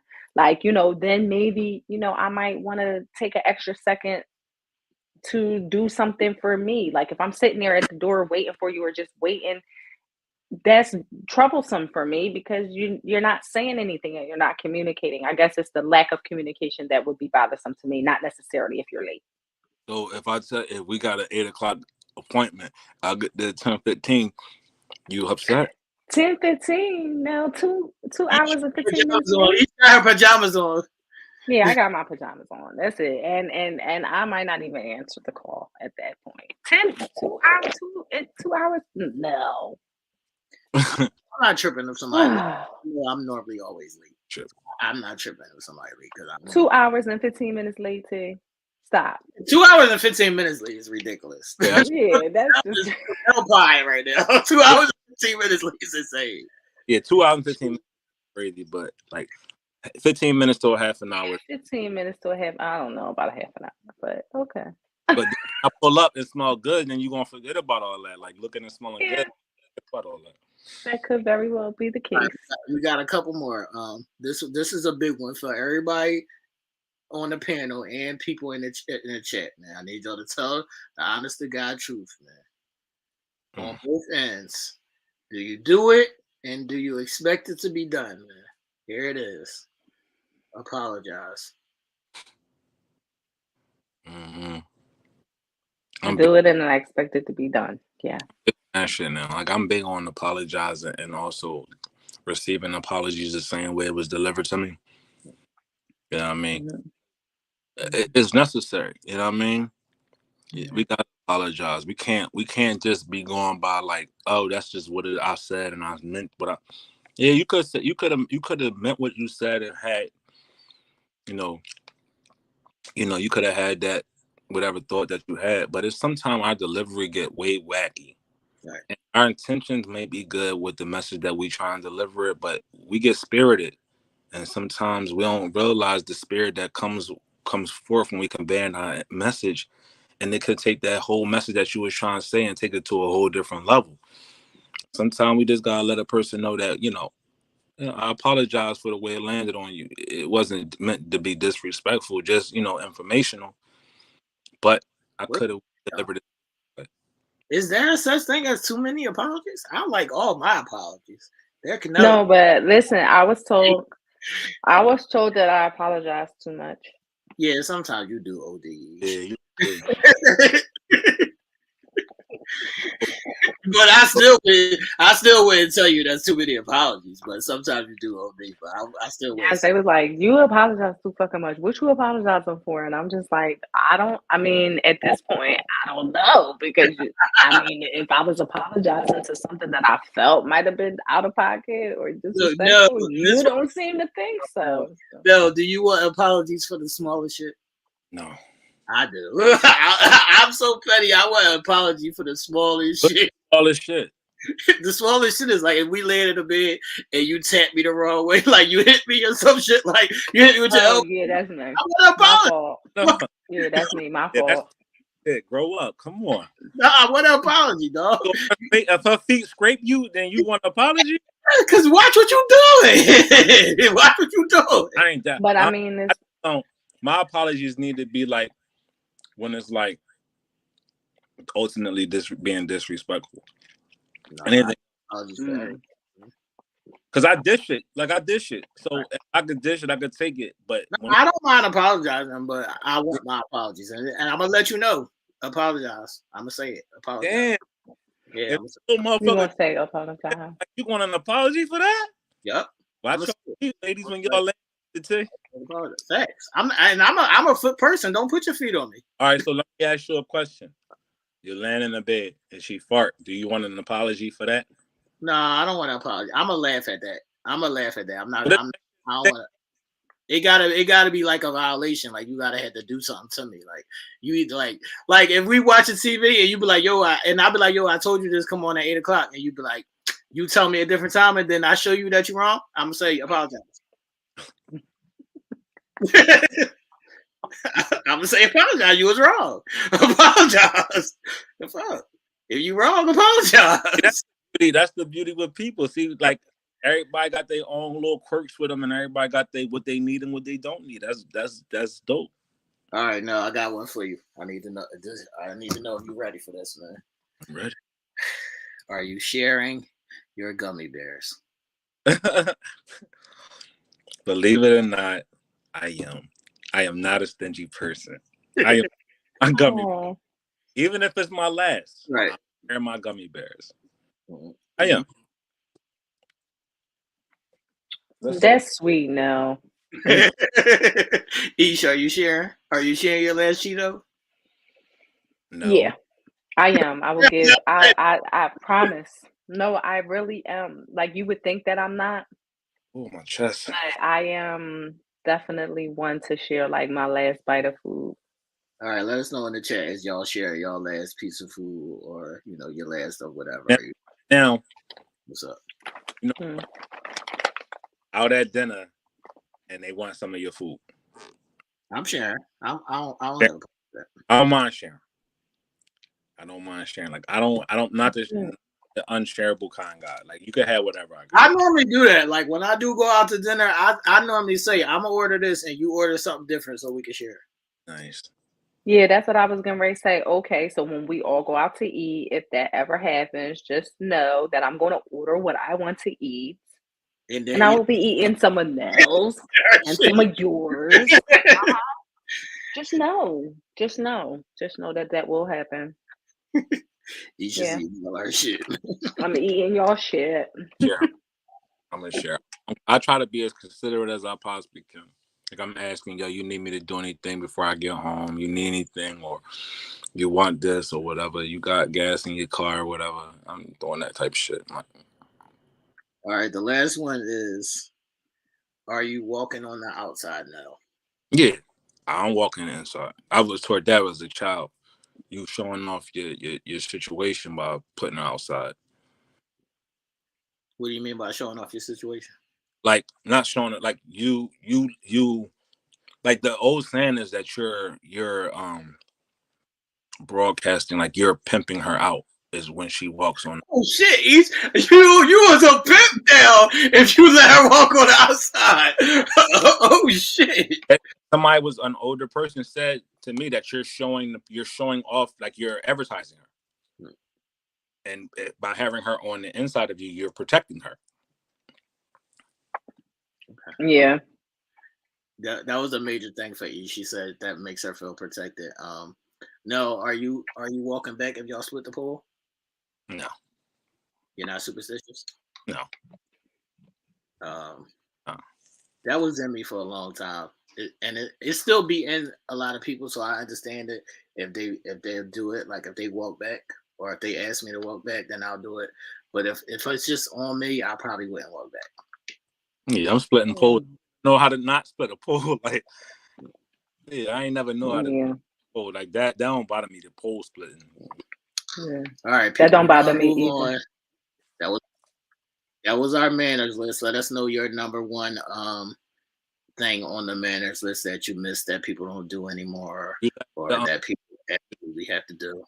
You letting your person wear your hoodies and your t-shirts? That's tricky because it depends on which ones, man. It depends on which ones. Like you letting them wear your hoodies or your t-shirts as like little lounge around the house things then, or that's what I mean. I have those. I have the lounge Jones. I'll be mad when you go in my closet and you get my going out Jones. Don't go in my closet and get my going out Jones. I got lounge Jones. About your sneakers? I have a. Did she put a pair of your sneaks on and wear them out? That ain't never that. That's never. Oh my god. That's like a death warrant. You try to sign a death warrant. Certain sneaks you can't put me. No, not none of us. Me. That's not my shit. I'll buy you one. I don't mind. You could wear my clothes. Certain clothes. All right, certain shit. I don't have that problem, with a guy trying to wear my clothes. I wear the same size. He's shit right there. Shots fired. We're telling. Aisha, is you wearing niggas hoodies? Yeah. Has it ever got mad at you? Yes. What do you say? Yo, why you wearing my shit? You stretching out my shit. Yeah, because y'all lead a titty mark. Y'all lead a titty mark. Stop it. Y'all do. Y'all lead a titty mark in certain shit, man. You can see the titty shape. Yeah. No, that's blasphemous. Like y'all making shit up now. No, the titty mark do not necessarily be there. Yes, well, I know for me, no, because I got little boobies. So my little boobies don't make no imprints. No, it's a real thing. Maybe the big titty, big titty chicks, yeah, maybe you'll stretch out your shit, but not I. No, can somebody wear your jewelry? Like what kind of jewelry? I don't wear like rings and stuff. Can she wear my Rolex? Yeah, can she wear your watch? No. Hell no. Yeah, no. How much I pay for that? No. Oh, right. Yeah. You don't wear my jewelry. Yeah, that was gonna say. Do women wear men's jewelry? Yep. Yeah. That used to be a thing when we was younger. Don't do that shit now, though. Yeah, don't do that shit now. That was a thing when we was younger, though. All right, people. Ish, it's on you. What happened? Yeah. No pay, no food, John. You want to show the video? What you want to do? Yeah, show the video, and we can definitely dive into this. Did you see the video? I've been under arrest. All right, I'm about to play the video for y'all. This is called No Pay, No Food, people. We're going to play the video, and then we're going to discuss it. What's up, y'all? Quick story time. So a young lady that I had dealings with, or was dating, whatever you want to categorize it as, was coming over to the crib, right? And so I was feeling a little hungry. So I asked her, I was like, hey, can you, grab me food? I'm hungry, and I don't want to leave the crib. She said, oh, sure. If you pay for it, I'll pick it up. So then I asked, wait, do I have to pay for it in order for you to bring me food? She said yes, because if I pay for it, it puts me in my masculine energy. Wait, so we've been dating for a little while and you can't bring me food? $20? Unless I pay for it? And to me, don't get it wrong, I was not mad at all. Like, she still came over. I went and got my own food and everything. But it did make me look at her different. Because to me, that's a character flaw. Because if you only have the capacity to do something for me under the condition that it's reciprocated or that like I pay for it, that means it's not genuine, it's not in your heart. And to me, that doesn't work because I'm the opposite. I hold those doors for you on those dates because it's in my heart. I pay for everything when you're with me because it's on my heart. I book your plane ticket because it's in my heart. I am not one to keep score. And so if you can't bring somebody that you've been talking to, dating, a $20 meal because that puts you in your masculine, major red flag. And then I posted about it on my Instagram story, and one young lady was like, well, I would have done the same thing if we're not exclusive. Exclusive? Baby, we're talking about a $20 meal. I didn't ask you to go to the grocery store, cook, fill out my refrigerator. I asked if you could bring me food, because we ain't got to be exclusive for me to pay for your nails, huh? We ain't got to be exclusive for me to hold all of these doors and bring you flowers. but we gotta be exclusive for you to bring me a $20 meal. It's sad, man, and I think that's why we have the dating problems and trouble we have now, because nobody is moving just genuinely. Everybody is keeping score, and this attitude that, like, I'm not doing X, Y, and Z if he's not doing this for me or she's not doing this for me. And unfortunately, I just don't move like that. I've never had. If you are hungry and I have it, you are fed. Simple. Whether I like you or not. Now, if I like you, it's a bonus. But it's in my heart to be this way. But I would love to hear y'all thoughts on this situation. Ladies, is she justified? Is she right? Fellas, what y'all think?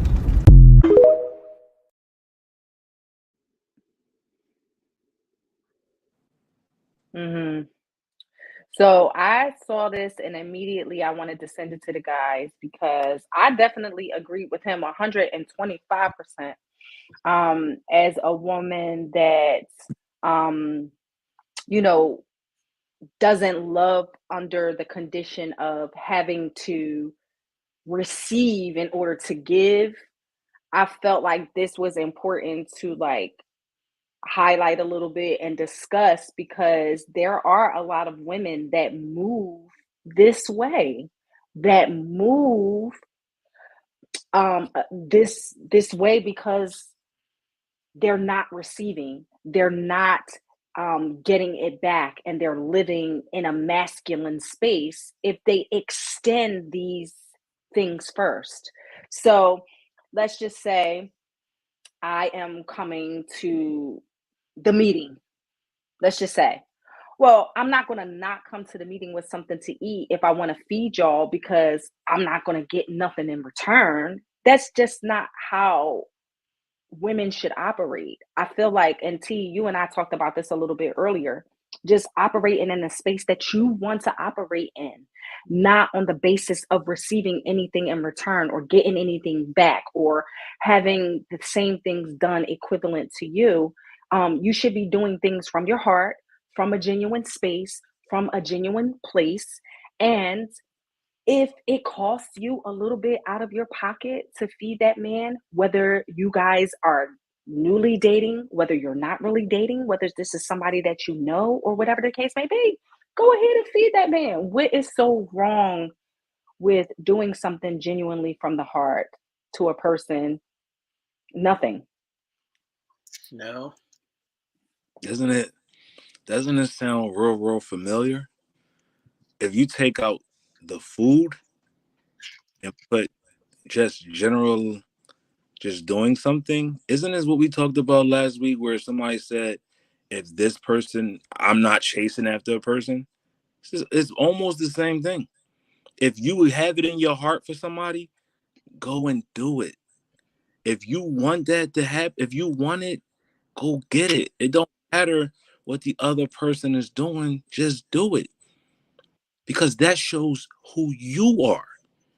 It shows what your intentions are. It shows what you bring. It has nothing to do with the other person. If you say you are this stand-up person and you want this and you are a go-getter and you this, do it. Don't wait for somebody else to do something to only be reciprocal because they did something for you.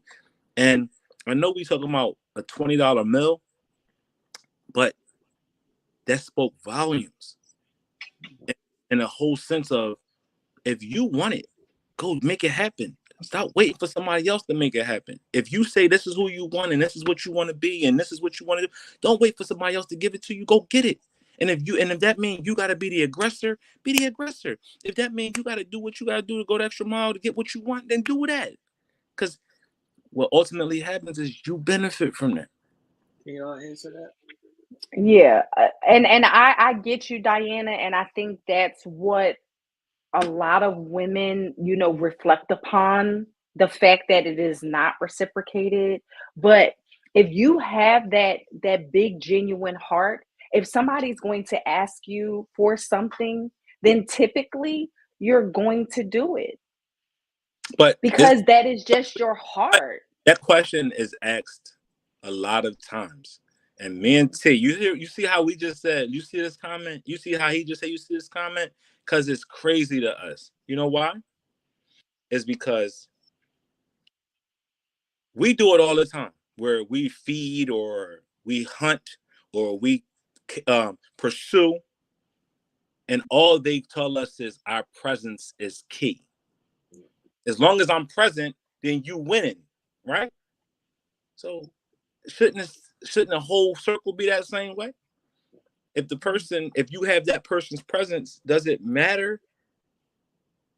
Yes. So you see how tricky it can get from both angles. So if you're saying, if we hear from the masses, all right, well, you're supposed to do that because that's your responsibility as a man, and it's our responsibility to provide us.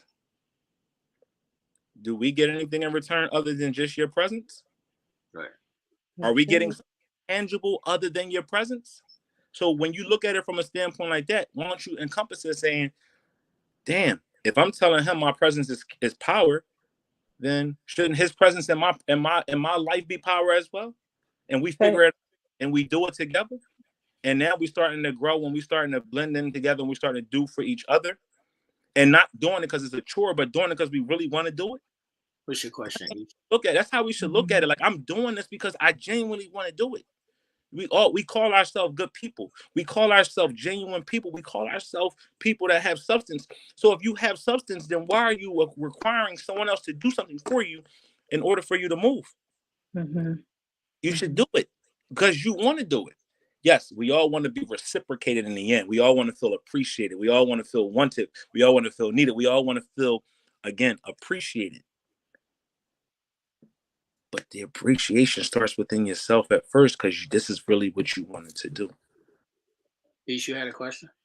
No, it really wasn't a question. It was just basically, just further piggybacking off of, Diana's question in regards to, well, what if the person is not necessarily doing anything for you? And like, my full answer to that is, sometimes we are placed in positions to provide things to individuals at a specific point in time, right? Like, we may be placed in that person's life for whatever reason, like whether it is to provide a meal, whether it is to provide a kind word, whether it is to provide a couple bucks that he may need until the next day. Like, not all the time do you provide things or do things on the premise that you're going to get something in return. Sometimes we are placed on people's hearts. Sometimes we are placed in people's pathways just to do a certain thing for them, to touch them in a certain way. And not all the time, we may have everything that we need at that point in time. And our person may be giving us something on the outside that, you know what I mean, that we're getting the supplements that we need. But we are providing something to someone else at their time of, he might not need it. Like he said, he didn't need anybody to buy him that meal. It was just to see the character of a person. Hey, you're on your way over to me. Can you stop and get me something to eat? You know what I mean? And so for her to say, oh, well, I can't, it's just like, I won't, more or less. Right. Not I can't, but I won't. Like, you're just not that good enough to me to do that for you.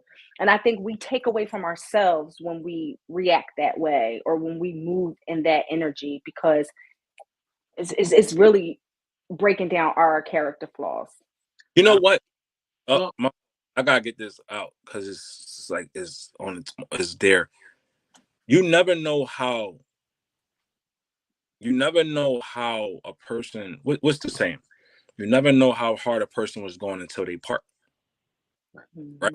Like, you don't know it. You never know how hard a person was going for you until they stop. Until it stops. You're like, damn, they really was doing that. Right. They really had they.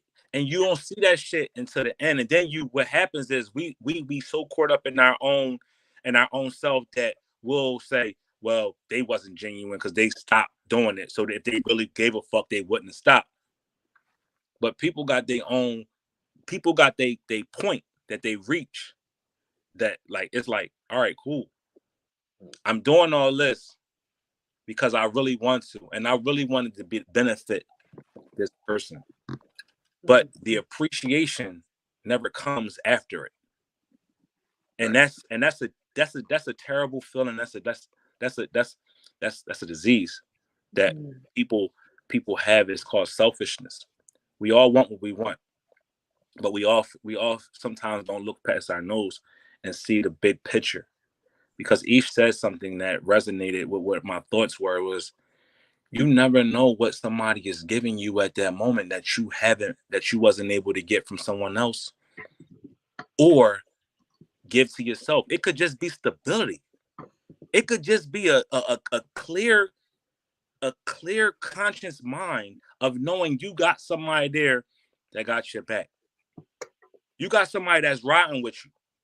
And it don't have to always mean monetary. It don't always have to be tangible. It could just mean I got this support system right here that I never, ever had before because I had to do it all myself or I had to be it all at one point. You never know. And then we think, oh, well, I did this, so they got to do that. It ain't always that case. Sometimes we need to sit back and take our own selfish fucking thoughts out of it and be like, damn, this person really has added value to my life, something that I didn't have before or something that I couldn't give myself. And that's bigger than something tangible like a meal or a gift or this or that. And we start to push those people away who are there for our benefit. And we start to alienate them because we're so stuck in our own minds. We're so stuck in our own way. And then we see the shit that they was doing after the fact because we trying to chase that now with somebody else, and you trying to spin the block, or you trying to recreate that with somebody else, and you can't. You know why? Because it's not genuine. When it was given to you, it was genuine. It was real. It was unadulterated. It was what is called unconditional love. And that's something that we all strive to have, but that's not something that we're willing to. We always want to put conditions on it because it's safe. Be unsafe. Didn't we all say for the 2024 year or every time the calendar changes over, we're going to do something different? You should let that be your difference. Stripping yourself of these unconventional thoughts that we hold ourselves hostage with and say, you know what? I am going to step outside of my own insecurities and I am going to make my own securities eat they dust, eat these words that I've been trying to say forever and a day. Nah, man, we are prisoners of our own insecurities, and that's what's hold us back. Nobody else don't hold us back. We do. We are allowing windows. We are allowing difficulties. We are allowing our own mental trepidations to keep us where we are. And you wonder why you never get nowhere in life. You wonder why the cycle is always the same with that person, this person, and that person. You wonder why your relationships at work don't work out. You wonder why your relationships with your family members seem to have an expiration date. You wonder why your relationships with your own thoughts and ideas and goals seem to fall by the wayside because you're not really true to yourself. You're not. It has nothing to do with a $20 meal. It has everything to do with you stop being in your own way and you start giving what you want to receive. And that's love, respect, and admiration. We all need that. We don't need the other bullshit. It comes along with it, but it ain't necessarily needed for sustainability. All right. How do y'all feel about people who stand on the traditions of, like, I know a lot of women, and I even was going back and forth in a chat earlier with some women who stand on the fact of, when I'm in the presence of a man, I really don't pay for shit. Traditionally, if I'm with a man, he pays for shit. And that's just how it is. That's how my life has always been. That's how I move. That's cool. I'm sweet. I mean, that's cool. I mean, a lot of women stand on that. A lot of women stand on that. I am not one of those women. Like, and even in the courting phase of, if a man is courting you, then he's taking you out on dates. He's paying for the dates. Y'all in the courting stage. We're like, a lot of women stand on the fact of, when we're not in a relationship, if we're in the courting stage, the man should pay for everything. I mean, a lot of women stand on that. I am not one of those women. I think it's life. I've always been the one to foot the bill, and I don't have no problem with that. I just know I know who I am, right? I know, and I live by this. If I want something, I'm gonna make it happen. I can't rely on somebody else to make it happen for me, right? I would love to have the opportunity to have that outlet, but I also know that if I don't create it, I won't have it. But then too, my expectations come in where I just want you to pay attention now. I'm doing all this not because I'm trying to get like a leg up, or I'm trying to have I told you so, or I did this for you. No. All right, hold on now. Let's take away the fact of that's what you do. You're good with that. You're comfortable.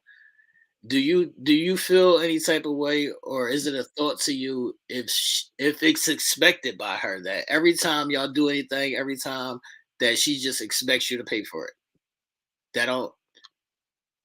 How does that sit with you? It don't bother me. You know why?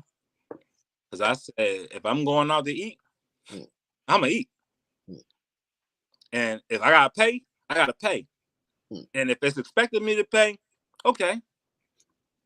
So even if she call you and she say, no, I'm about to come pick you up, we about to go such and such, and then she said, I want to do this, I'm about to come and get you, but then y'all get there and she's like, you know what my mother always told me? My mother is a woman. Right. Never expect anybody to do anything for you. You always gotta do it for yourself. So when I got those thoughts in my mind of always being prepared. Nah, that's what I mean. I'm not asking the question of being prepared. I'm asking the question of she asked you for this. She came to get you. And then when you got, that's like somebody saying, yo, I want to go to the mall. I want such and such. Then you get to the mall and they looking at such and such, and then they just put it out for you to pay for it. It's like, I didn't even say I wanted to go to the mall, sis. Like, the fuck is happening here? Again, if there's an expectation, you say, no, let's go to dinner tomorrow. I want to go to such and such. I'm going to come pick you up. We get there, you order your meal, I order my meal. I am always reaching in my pocket. It's just me. There's no expectation of saying I invited you out. I'm gonna pay for you. Now, if she say, Nell, put your shit back in your pocket, I got you. Right. I'm looking like, oh shit, thank you. Right. That's not my question. My question is her expectations that you should be always the one paying for it. Even when I asked you to do some shit, or I came to get you and I said I wanted to do some shit. I expect that from myself as well. But whatever.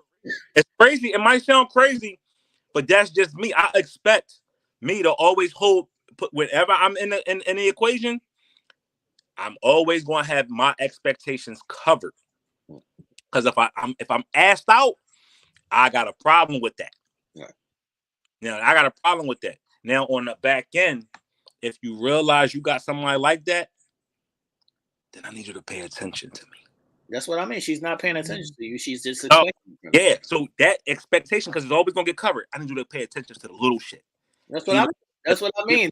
There's no paying attention to the little shit. These are all the I don't give a fuck, nigga. This is just what I expect you to do. You know what? You got a combustible situation, and you know me. At the drop of a dime, I can go kaboom.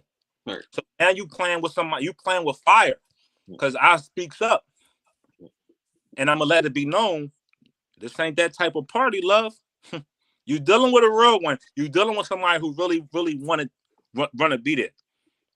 Don't fuck that up. Don't fuck it up being crazy. Because it's a give or take. And the give or take is just us being together. Like, I don't think people really genuinely understand what relationships are. A relationship is really the combination of two entities coming together and creating one. It's supposed to be a partnership, but it's not. It's a partnership, and you got the partnership where it's coming together and it's creating two different things, and you blending them together. It ain't always gonna be perfect, but you should have more better days than you have not, right? And then if you see, like, it's like a business. Your business is going to flourish when it's being ran the right way. Your business is going to fall by the wayside when you are letting little things prolong and get carried out of the way. You gotta bring it together, and you gotta be on some kind of accord. You ain't always gotta be on the same page. You always have to have an end goal of something, and the end goal is, if this shit falls, what is our contingency plan to bring it back to respectability? And that's what people don't go into this having. You know what they go into it? Oh, we fuck good. Oh, we look good. Oh, he smells good. Oh, she got a fat butt. Or, you know, we mesh well. But when there comes an issue and problem, you don't know how to fix it because you're not on the same accord. We're never gonna be on the same page because I'm here, you might be there. Our pages may collide sometimes. But when you don't have that friend, you know what's so funny? I know I'm getting long-winded, but I was talking to somebody this, and I was saying to them, you can't be lovers unless you friends. And they broke out in the whole bad situation. Like, what you mean you my friend? I said, how you upset? Because somebody said you friends before you a lover. You can't put two and two together and make four. Because that's a lie now. No, you know why? Because people jump right from hey to hey, we in a relationship. Right. Not hey, I know what my friend likes and doesn't like. Right. I know what they need and what they don't need. We just now lovers. And now you don't even know how to fix your friendship or fix your relationship because you don't even know this person as a friend. But no, that's what I always tell Ish and all these beautiful women. Let me not use that word, sorry. Because that's a whole different ballgame. I can't use that word, sorry. I can't. I'll speak on that later, but I can't use that word.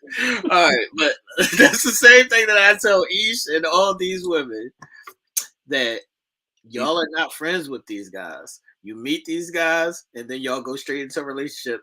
Y'all are not friends.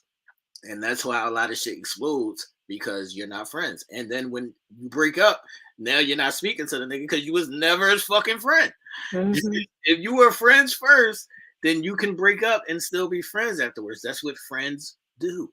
Ooh, that's what we got to get back to. We got to get back to knowing and understanding each other on a just a human level. And stop holding people hostage for their views. Stop holding people hostage for their lack thereof, right? You got to stop holding people accountable for things that you think they should know, and get to a point where saying, damn, I know this person well enough to know they don't understand it. They've never been it, and they never experienced that. They never this. So I can't hold them hostage for something that they don't know. So let's work together to get them to the point to understand it. Y'all jump right out the window a moment we hear something that we don't like.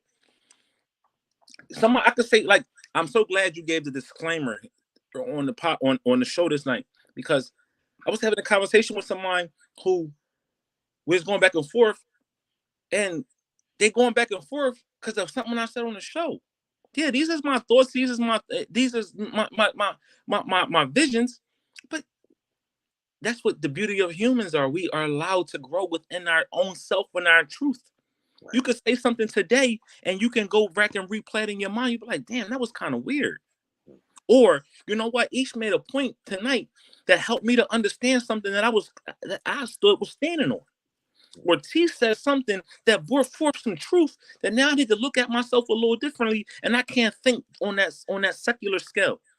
I got to think more broader, more rangeful. But people will hold you in a box and make you stand right on that as if they're perfect, and you are not allowed to be within that gray area. What type of world do we live in that we can hold somebody hostage for something that they view as their understanding to something that they understand? or what they've seen or what they felt or what they've been through? Or how do you not even have the gall to sit them down and say, let's talk about it. I would like to understand your point of view to why you said this or why you said that. Help me to understand where you were coming from. I might have heard it wrong. I might have perceived it wrong. Or I might have been in my feelings and I might have been letting whatever feelings that I was in at that moment distract me from what the real message was. Nah, we got to stop playing with this shit. Because this shit right here is toxic. This shit right here is just detrimental. This is the main reason why we never go into anything with. We go into things actually with an end, with an end date. For real. We go into things with an expiration date. Oh, it's going to expire tomorrow, or this ain't going to last, or this only for the moment. Instead of saying, this is my forever. How am I going to make my forever be my forever? And when you go into it like that, you start to make maneuvers and moves within that to fix yourself before you can worry about fixing somebody else. All right, I want to. These antibiotics kicking in, ain't they? These antibiotics is kicking in. I'm sweating over this.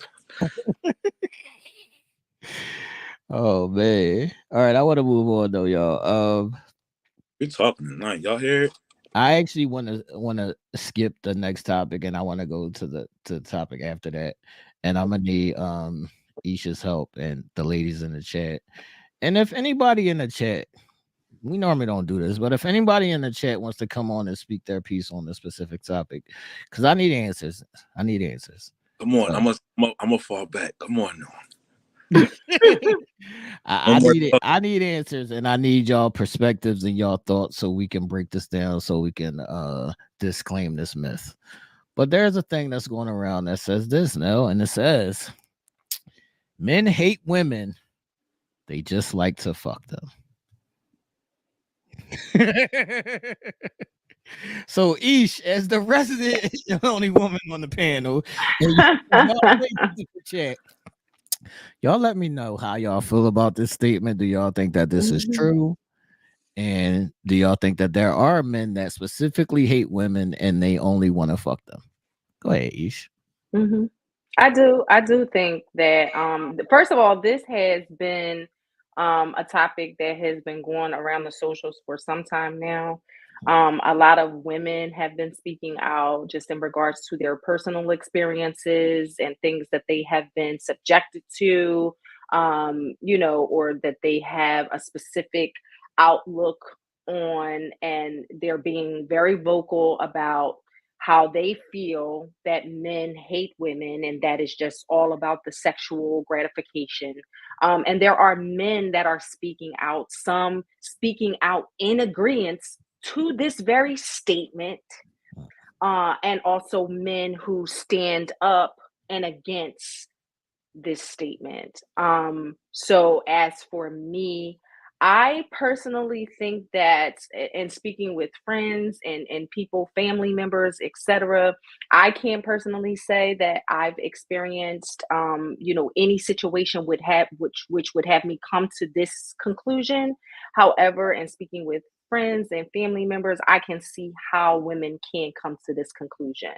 I feel like if in fact there is statements that are made, actions that are solidified, things that are done that will pinpoint exactly how a woman is feeling, then it stands true.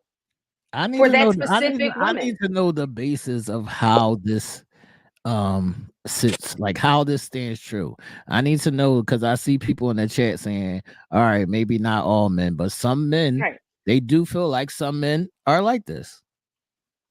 Absolutely. And like I said, I've seen videos, I've seen things where men speak on it and say, yeah, like, we can't get with y'all ideas, we can't get with y'all thoughts, we can't get with y'all behaviors, we can't get with nothing y'all do. I ain't mad but at we those love shit. to fuck y'all. Shut up and bend over. Shut up and bend over. Shut up and bend over. And I mean, like, but only certain men will These be tickles my honest in their feelings and the things that they say and the things that they do, and they'll speak on that. You know what I mean? But This there tickles are my men out there that fancy. feels that way. All right. I'm not going to say that there is no men that might not feel that way. What I will say is that y'all might not, or y'all might have forgot this, but there are strippers, there are escorts, there are prostitutes, there are $40 women. There are plenty of options for a man if he just wanted to fuck a woman without having to deal with the X, Y, and Z. So if men only wanted to fuck y'all, they would just go that route and not talk to y'all. If a man puts the time and energy to date you, get to know you, spend time with you, be a co-parent with you, whatever it may be, there's no way in hell that you can think that men hate women. I don't even Right. understand how that's a possible statement. Right. But you're speaking from the context of a man who is involved. You are speaking from the context of a man who is present. You are speaking from the context of a man who is wanting to indulge in a situation, in a relationship, or parenting, or just loving a female. This statement is made by women who actually don't get a chance to observe that, who don't get a chance to feel what it is that you're speaking of. Right. But the women who Right. don't get a chance to observe that, how about that's because of the niggas that y'all picking? This is true. It ain't because men hate women. It's the niggas that you're picking. They only want to fuck you. And maybe he only wants to fuck you because that's all you specifically are good for. Are we going to tell the truth here or what? No, absolutely. I agree with you in that context, but there are some women who don't present themselves as that, who don't stand at the forefront as that, and they still come across that. So, I mean, it's definitely based upon perception. It's definitely based upon instance. You know what I mean? Obviously, it's going to be different for different individuals, but there are women who are good women who are just not all just sex or whatever the case may be, and they are not necessarily choosing these guys, but these are the guys that they come across, and the majority that they come across are full of shit. So are the guys, just so I can understand, are the guys just saying, hey, I'm not really into you, I just want to have sex? No. The guys They're are talking perpetrating. they're talking about the manipulation of it. They're talking about the guys who are like, what do they call it? Gaslighting or love bombing, but they really only want to fuck them. All right, so or they really only doing it for the purpose of their own agenda. You know what that is? Because that's a fact, Lady Bay. The lack of not wanting to accept the truth. So if a man say, I just want to fuck, are you I cannot. The man just said, y'all shut up, T. No, I'm laughing at hold on now. Because why did Lady B just say this shit? Not maybe the man don't want a woman. See, this is shit I'm talking about now. What I'm trying to understand, like, if he's fraudulent and flawed and just perpetrating as if he wants to be in a relationship just for sex, is maybe he wants to say that he just wants sex, but that's not what y'all want to hear. Facts. So again, we talked about this several times about it being a safe space. We hear often from everybody, tell us the truth. Tell us the first time. If you was to tell us how you really felt from the beginning, things could go a whole lot different way. I think that's a lie. Because y'all think that's what y'all want to tell yourself. But that's real. If a man was to come up to you and tell you the truth, and you'll feel appalled. You'll feel some type of way. Your emotions would not allow you to process that as him just being honest. You would say he's being rude, he's being abrasive, He's like the all of these things. narcissistic. Right. You say so many different things to ward him off and shield yourself from that truth, to where you are actually putting yourself in the line of a lie. You're allowing yourself to be lied to so it won't hurt as much, if that makes sense. Because I get what you're saying. I want to show her that I love her. I want to show her that I'm interested, just to get it, and then never talk to her again, or never whatever. When you set yourself up for that by not being receptive to the truth. If you just want to fuck that man and he look good and you think he look good and he think you look good, why do you allow somebody to lie to you? Why can we? I don't think it's a matter. Yeah, go ahead. Go ahead, Ish. But I want to go back to Lady B's statement. Go ahead, but go ahead and say what you're gonna say first.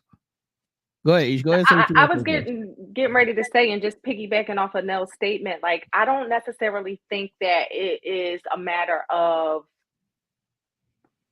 just boiling down to sex, right? I think it goes a lot deeper past the surface of just sexuality, because some women nowadays are very open and outright in their sexuality, and that type of thing doesn't deter them. That type of thing doesn't make them feel any type of way.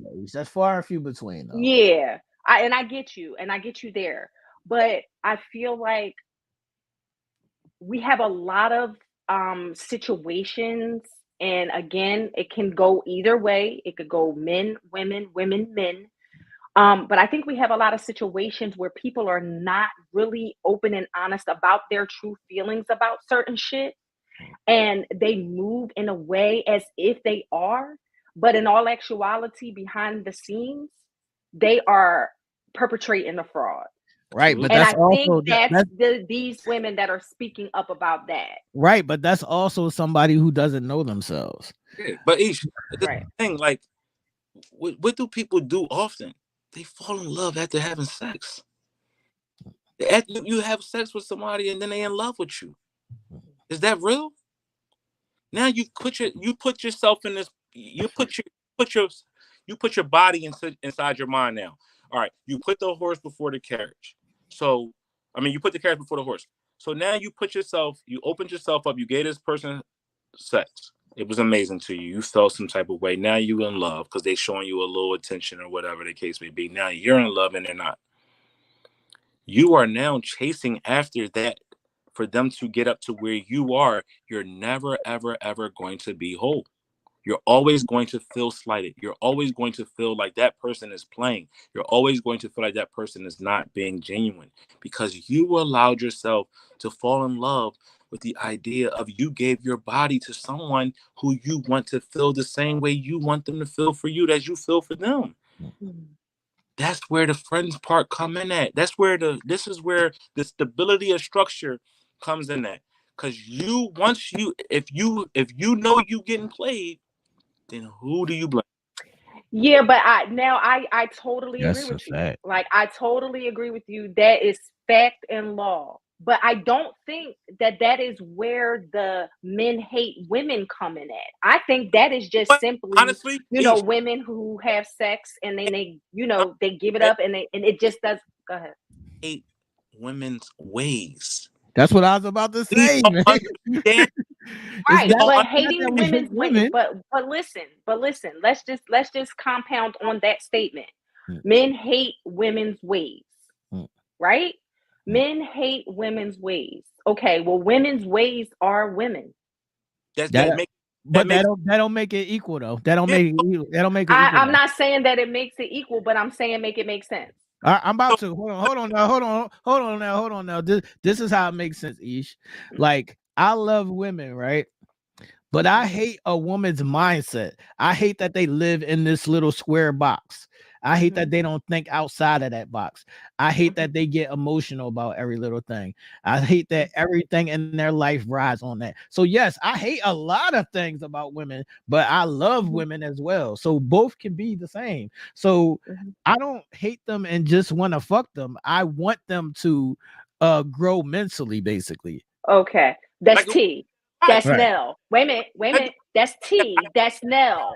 Think about the men out there that hate everything that about a woman, how Right. she thinks, how she moves, how she lives in a box, how she this, that, and the third, and his disdain for that comes out across in his actions. We're not talking about T and Nell. Right. We're talking about the motherfuckers that's out here Right. that have that disdain that brings it across every single day to a woman and how he treats her. So I get it, but I think the women that are speaking up about it, they have unfortunately not come in contact with men who Right. They have come in No, contact. even if they did, even if they haven't, what about the women that's all they are good for? So yes, that man may hate women because that's all he knows them to be good for is to fuck. So is that man wrong? Well, my thing is yeah, you can have a sense of, I can have a sense of, see, and this is kind of what we was talking about earlier, being jaded. That's a man being jaded. Right. You can't simply, just because you haven't experienced a phenomenal woman or a woman So that are can men hold not her allowed own to and be all of jaded? that. Are men Yeah, not allowed to men be are jaded? definitely allowed to be jaded, but my thing is that it's the same thing as when women are jaded. It's not fair to the other party. Agreed. Any That don't mean woman it's not true. comments? Right. Do you hate men's ways? All right. Do you hate men's ways? Honestly, do you hate men that are like that? Y'all would hate that. So the same way we there's a hate for the way that y'all act doesn't necessarily mean I hate you. I hate women. Right. I hate some of the things that you do. Right? I hate the fact that you are overly emotional more than logical. I wish you could bridge the gap between logic and emotion. Right. I hate that. But that don't mean I hate you as a woman, because I hate your actions, and y'all hate the things that men do. Y'all hate how we act. Right. Y'all don't hate us to that sense. It's the same thing. Right. We can't beat up that man for hating the woman's ways and says he's wrong when y'all have that same disdain for the way that we act. That's what I mean. I think it's being lost in translation of I hate the ways or the things or certain instances about the gender into I hate you completely. Like I hate women completely. Like no. And there may be some men who do hate women completely, but I think for the general consensus of it is that it's the ways or it's the entities or it's the things. Like even this statement by Lady B saying, if a guy has been with hundreds of women and he still hasn't found one, maybe that means he's gay. Maybe he just wants to fuck a lot of women. Maybe he doesn't want to find one. Maybe this is what he wants to do. That don't mean he's gay. That just means that he's doing what he wants to do at the time. Yeah, but we got to make it make sense. If you say that a man been with 100 beautiful women, he ain't found one. How many beautiful men have y'all been with? How many men have y'all been with and still haven't found one? Right. Or y'all on your 8th, y'all on your 14th in your lifetime. Do that mean you want to be with a woman now? Because you can't find the right man? No, you're going to still hunt and find. You're going to still hope and search that you're going to find somebody that's going to be right for you. That's how we go. Hold on now, because I want to go through some of these comments. So Lady B, no, we don't want a masculine woman, and yeah, a feminine woman will be emotional, but there's a difference between being emotional and everything that you do and every move that you make and every thought that you have is emotional. These are different things. You have to be able to decipher the difference between. I don't like this. I don't like this one bit. The reason why I don't like it is because we can't sit up here and make excuses and say a feminine woman is emotional, but a hard man is masculine. Don't do it. We can't sit up here and pick and choose who is who, right? This is, again, where it goes back to knowing who you are, what you are willing to accept, what you are willing to create. If you are willing to accept it, it's your fault.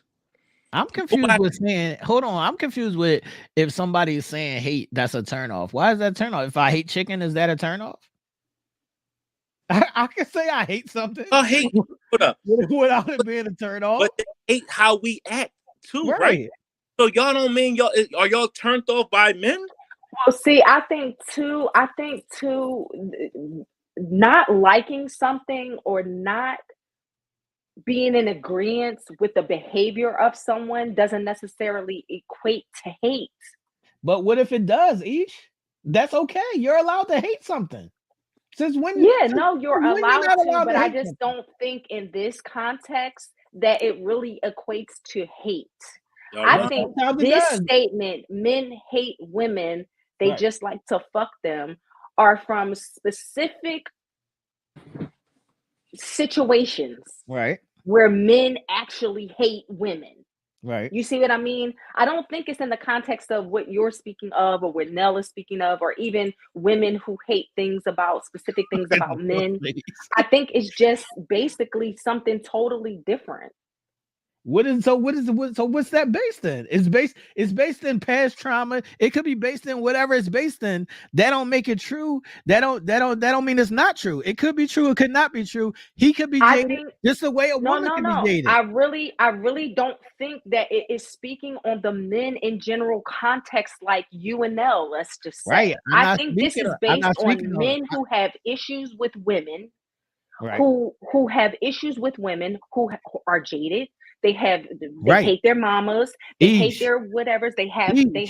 Mhm. Hold on. Ish. So what's the difference between a woman who only looks at a man as a dollar sign?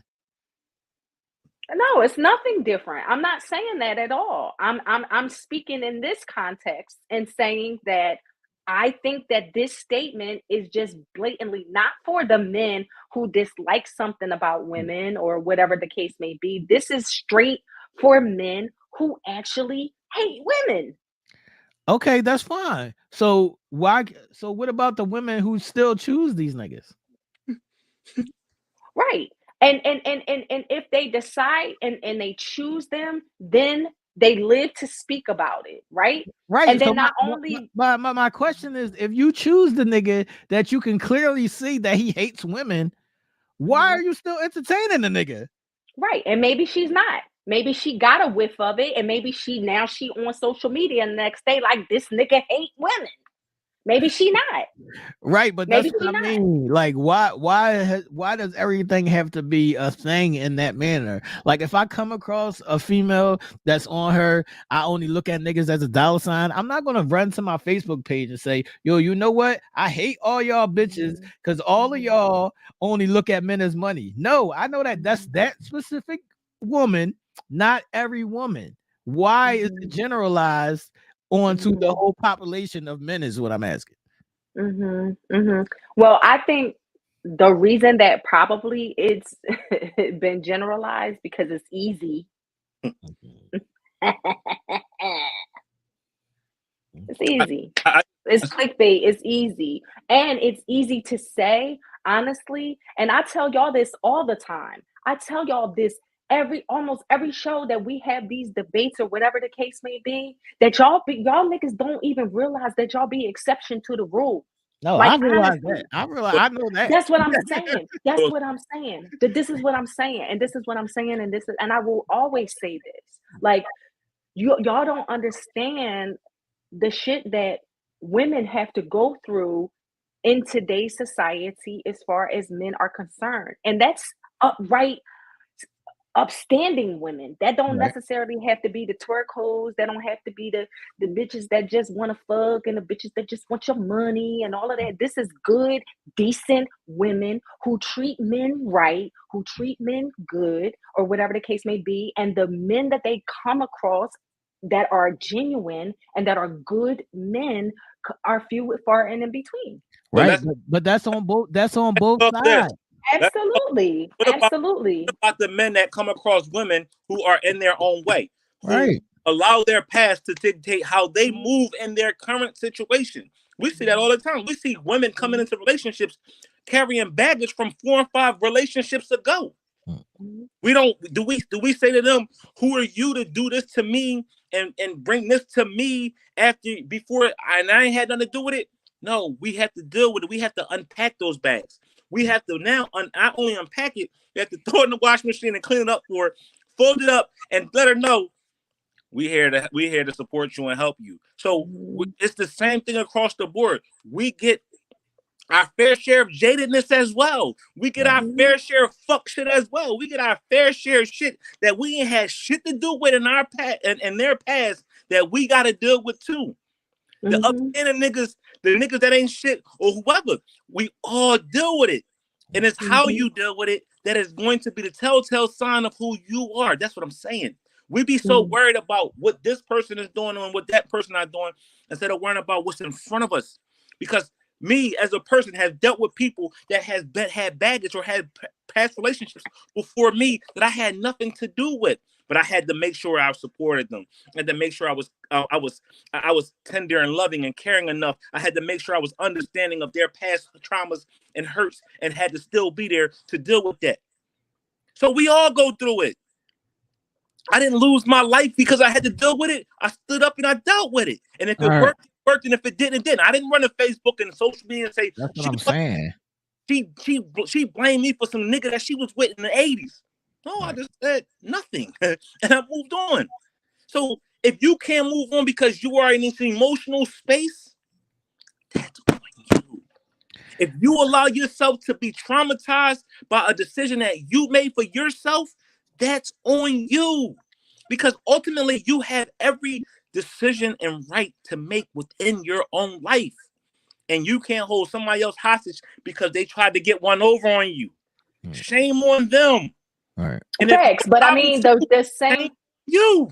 Hold on. Yeah, now, but that's the know. same way. Yeah, but the same way that women are speaking on that is the same way we see the videos about women. Right. So I think the point is being missed is that okay, social media was run to and gravitated towards just like it is with anything else. That's just the sign of our times. You know what I mean? And people go to that to express feelings and to get people to gravitate to whatever their thoughts are, right?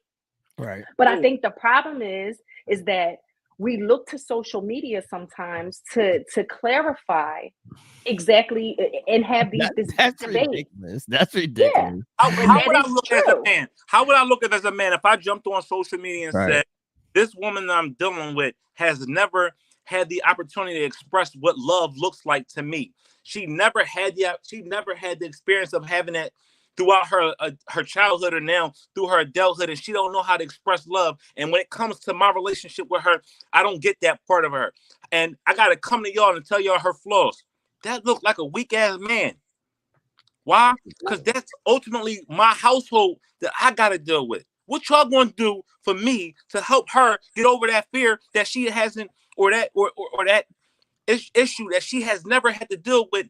How is me running to social media going to help her? You know what it does? It allows somebody else to creep into my motherfucking DM and say, you know what? Leave her alone because I know how to love you. You know what that do? It allows somebody else to say, she ain't shit. You should come get with me. It opens the door for unnecessary bullshit and people that come into your whole life that has no meaning or never mind or even good to come into when you start putting your business on this bullshit. That's why I said my relationships are never going to be social media worthy because it ain't nobody goddamn business. Because at the end of the day, you not sit up there problem solving with me and her when we got an issue. You not sitting up there telling her she wrong for the shit she said to me last week or 2 days ago. You not chastising me for the shit that I didn't do to make her wanted to feel good in that minute. So who am I to run y'all and tell y'all anything? Hold on now, because I want to make sure that we stay on topic, man. So there are men that hate women and just want to fuck them. But this is what I need y'all to do, ladies. Work on your recognizing people's character traits. How about that? How about that? Yes, there is going to be some men that hate women. Yes, there is going to be some niggas that just want to fuck you. How about you start looking at the nigga for what he is, not for what you want him to be? Some people are just not mentally strong like that. That is no excuse. But I'm just saying, you can't blame the nigga that just wanted to fuck you because you're not mentally strong. Right. Like you got to be able to know what it is at all times and be able to move accordingly. I say that a lot. Like but there's just not people that do that. It's just not people that do but that. Some people this are is what just they're gonna say. so This is what no, they're gonna because you say. know what it is. See, real quick, let me just say this: there are people that are just so blinded, sometimes even by words, right, that they don't see what's really happening and what's really going on. And so that is when they, in fact, like they have their brain to think something different. Right, but what I want to say about that specific point is, yes, there is going to be people, men and women, that are going to lie and manipulate you. Mm-hmm. It's up to you to do your due diligence. It's also up to you that if this happens to you, okay, this is a part of life. Move the fuck on. Gather yourself and move the fuck on. It happens. It's going to happen to everybody at some point in time. Somebody's going to lie to you. Somebody's going to try to manipulate you. What you going to do? Mm-hmm. You said you strong, right? I mean, strong will yourself to the Right. the fuck? We on the 60 seconds ahead. No, man. We still got to do ideology, man. And this was going to be a doozy. Let me take my medicine, bro. And this was going to be a doozy, man. Hold on. Let me see what Angelina said. Why no over there to fucking dying, y'all. Yeah. He said, I'm used to being guilty of that, but now I don't even tell my friends everything I'm going through. Yeah. Not fucking is good, though. Lady B is out of control. That it is. That it is. Fucking is good, man. People need to do more fucking, and they wouldn't be having these problems, man. You have to understand it is what it is, man. It was what it was, man. But as we get into ideology, man, make sure y'all refer back to the tagline as it says, if you are sensitive, please exit stage left, man, because last week's show, you know, there was a debate about Simone Biles and her husband and who's the catch and beautiful and things of that nature. So y'all can mute up for a second. y'all can just mute up for a second. So this week's ideology is going to be beauty is in the eye of the beholder. And ideology was created to dispel these specific kind of ideologies because beauty is not in the eye of the beholder. Sorry, everybody is not beautiful. And now I know people's going to get their panties in a bunch, but sorry, everybody is not beautiful. There is a difference. Now, you can have somebody that's beautiful. You can have somebody that's a beautiful person. You could be one, you could be the other, you could be both, you could be neither. It doesn't matter. But everybody's not beautiful. When Biggie Small, wait a minute now. Who the fuck is saying I'm sick? What are you talking He said about? what? I'm not sick. What are you talking about? I can't. No, stop interrupting my ideology. Listen. When Biggie said I'm black and ugly, didn't nobody say, yo, Biggie's a beautiful. He's beautiful. No, he's fucking black and ugly. It's okay. Everybody's not going to be beautiful. Somebody's going to be beautiful. Somebody's going to be cute. Somebody might be pretty. Somebody might be ugly. It holds true. There is some people that are ugly. Sorry. I.e. Nell said earlier, Whoopi Goldberg, ugly. Sorry. Somebody's got to say it. I'm the motherfucker who's going to say it. I'll be a Huckleberry. Jay-Z, ugly. Sorry. Viola Davis, ugly. Sorry. Yes, she is ugly. Sorry, everybody's not beautiful. Sorry, Viola, not ugly. No, ugly.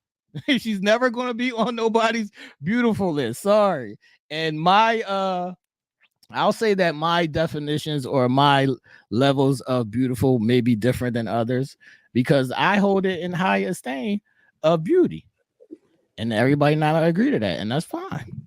But there is a difference between a beautiful person and somebody being beautiful. And if y'all don't know that, here's the definition. And being beautiful is an aesthetic. That means a visual. Everybody's not a visual beauty. Sorry. It's just the truth. It's okay. You didn't get murdered.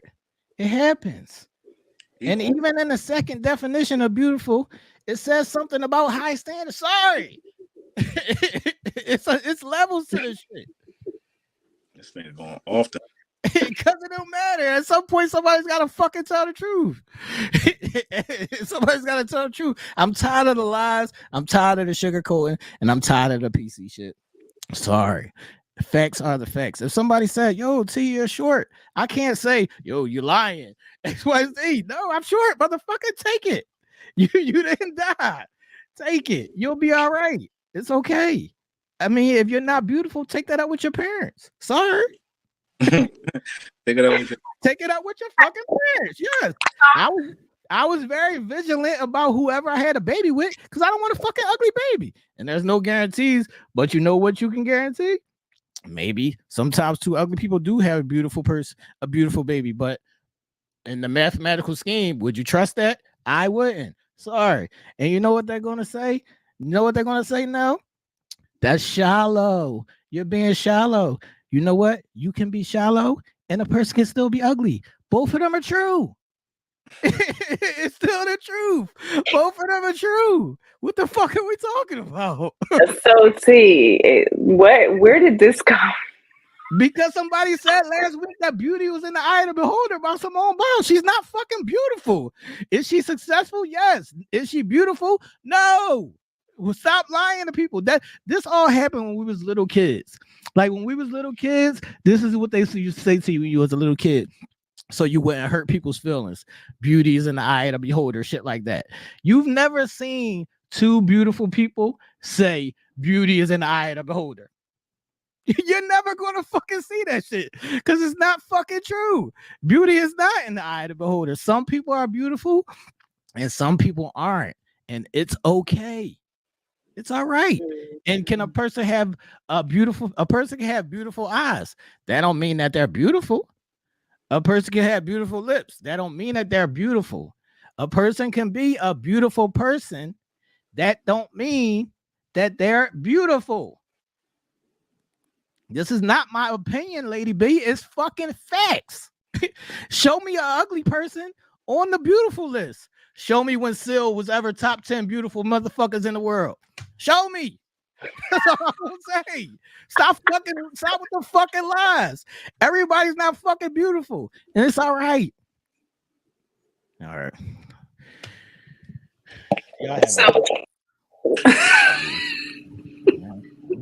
Shit. We're not doing that 2024, man. Oh my god. We're not doing that 2024, man. If I want to say somebody's ugly, I'm gonna fucking say they ugly, and you don't have to agree or not. It is what it is. It's the truth. All right, Ish, what you about to So ask? how do you equate beautiful outside and beautiful inside? Like I said, one is beautiful, one is a beautiful person. Right. Listen, but your personal equation. No, that's not my personal equation. That's no, but I'm asking life. you. No, but I'm asking you, how do you decipher or differentiate it? Aesthetics. Purely.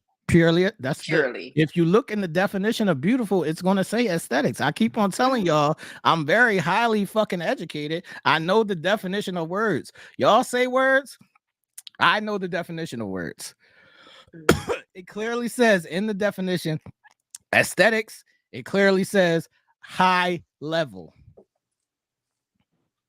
So it's not for every fucking body. Sorry. We can't call everybody beautiful. If you want to call somebody a beautiful person, that's fine. But everybody's not beautiful. Everybody's not beautiful aesthetic wise. Sorry. It is what it is.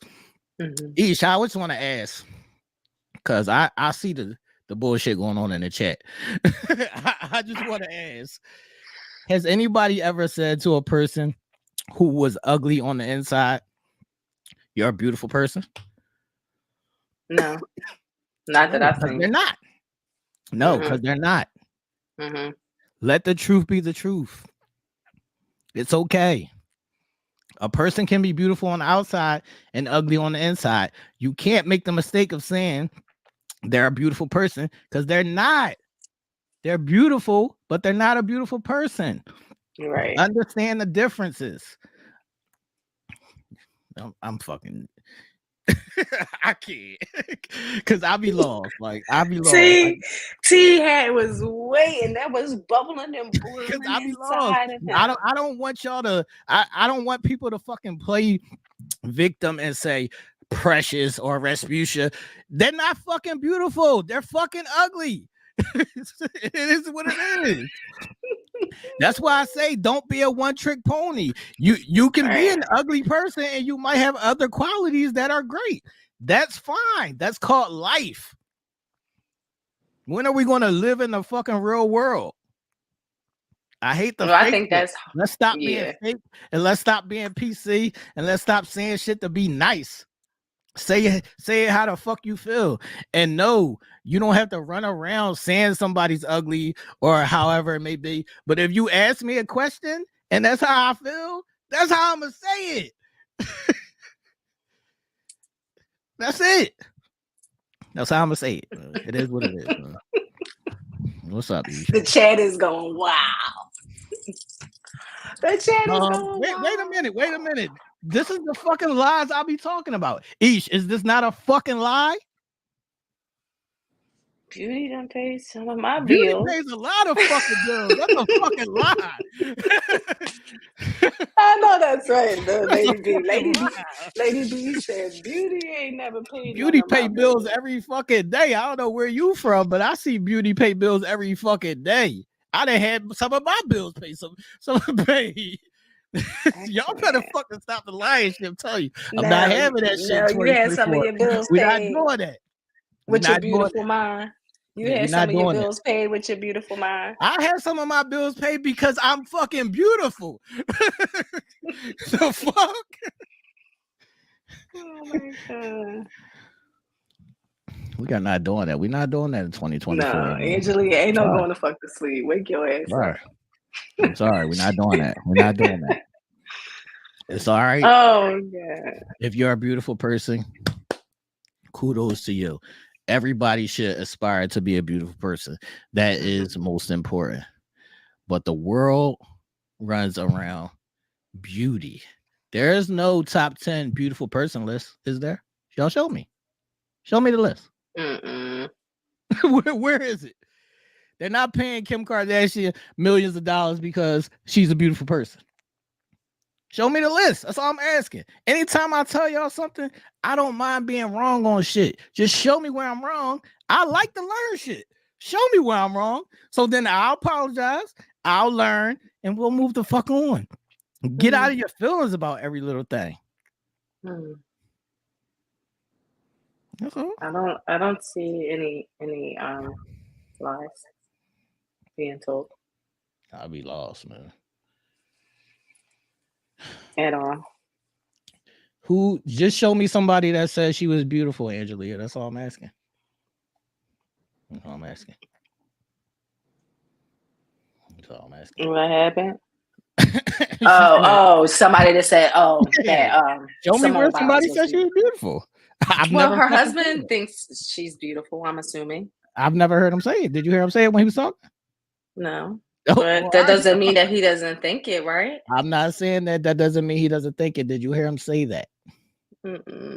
So when a person says it, it solidifies it? No, not when a person says it, it solidifies it. I'm saying that if it's there, a person will say it.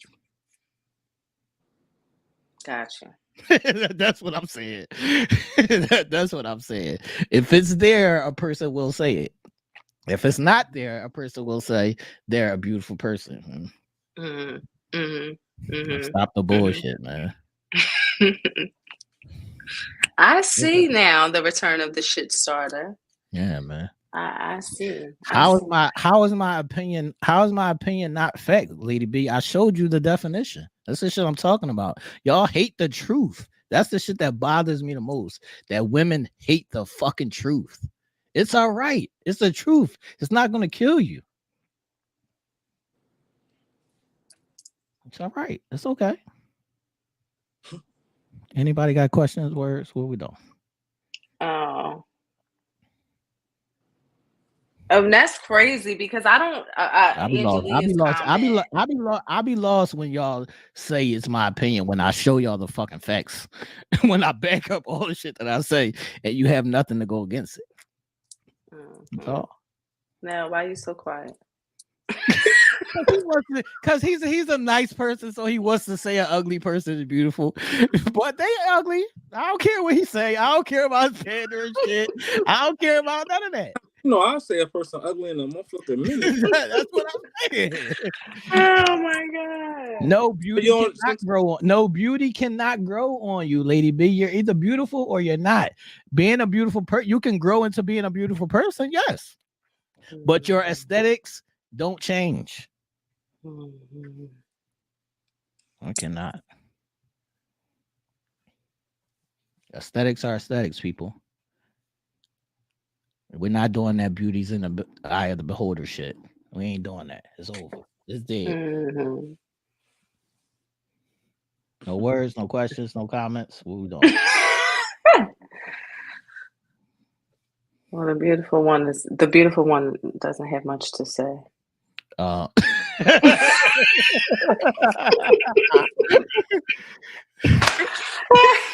Wait a minute, Ish. I need you to help Lady B out. Who be the beautiful one, Ish? That would be wild. She talking about her and see what you just did. That's how you supposed to be when you beautiful. You just fucking know it. You ain't got to go through all that. You just fucking know it. You just fucking know it. And the people who are beautiful, they fucking know it. It ain't a fucking secret. They fucking know it. But you know what? I mean, even people who are overall beautiful, some people don't think they are. Like, that's true. You know, that's their own self-esteem. Yeah. I don't have those problems. Sorry. But before we move on, I need you to help Lady B out because she said that she's telling me the truth and I won't accept it. I need to find out what this truth is. I need to see what I lied about or what I was wrong about. So wait, where I didn't see that. I love learning. Here we go, right here, Ish. I need answers, man. Oh, that is your opinion. She's basically stating that what you deem to be beautiful or the act of beauty, maybe, and you could correct me if I'm wrong, Lady B, is your opinion. It's not fact. That's what she's saying. Not outside of your definition and all of that. It's not my definition. It's the definition. It's not my. I didn't create the definition. Right. It's the definition. I didn't create it.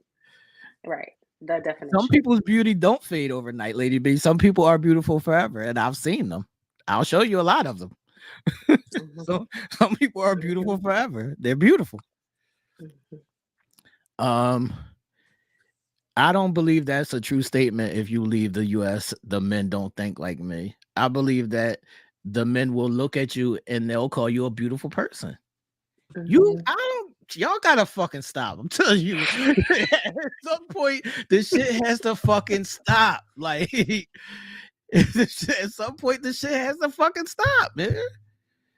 Like, y'all cannot tell me that y'all see a Precious or whatever and say that she is fucking beautiful. So somebody show me and tell me. Somebody show me and tell me. Even if she got a nigga that loves her to death, he knows that she's not beautiful. He loves her in spite of that. And that's okay. That's what I'm trying to say. That's okay. We don't have to fucking falsify shit or make shit sound nice for the people. That's okay. He can love her for who she is. That's great. That's what you're supposed to do. But we're not going to lie and say she's beautiful when she's not. That's all I'm saying. Stop. All right. Can you highlight Lady B's comment? A beautiful girl is lonely. Can you? What beautiful girl is lonely? I don't. I just wanted to just her to maybe explain a little bit more. No, I know. I'll tell you exactly what the fuck she means. What she means by a beautiful girl is lonely is that beautiful girl may be an ugly person in the inside. So yes, she could be lonely. But guess what else she is? Absolutely. She's fucking beautiful. The fuck? It don't change. No, that's true. The truth does not change. She could be a beautiful girl who is lonely because that's all she is. She has no other characteristics. She doesn't have a sense of humor. She's not smart. X, Y, and Z. That don't mean she's not beautiful. Right. You can't take away beautiful from a person that's beautiful. That's what I'm saying. And you can't give it to somebody that's not beautiful. That's all I'm saying. Why can't we just stay in the truth? Why can't that be truth and just leave it alone at that? Why does that have to be a fight? I don't understand why that got to be a fight. Why is that a fight? I'm asking y'all. Lady B, he never said that. We never said that. We're not going to allow you to put those aspersions upon us. He never said I think white women are beautiful. We never said that. What the fuck did I say about white women? Can you help her out about how I feel about white women? Please? I'm just gonna say the white women ain't where it's at with Ted. Let me just say that. I am not the champion for white women. You got that. No, that is totally false because I ain't even going to tell you about his true feelings about white women. Not hate them, but like we're not doing. Thanks.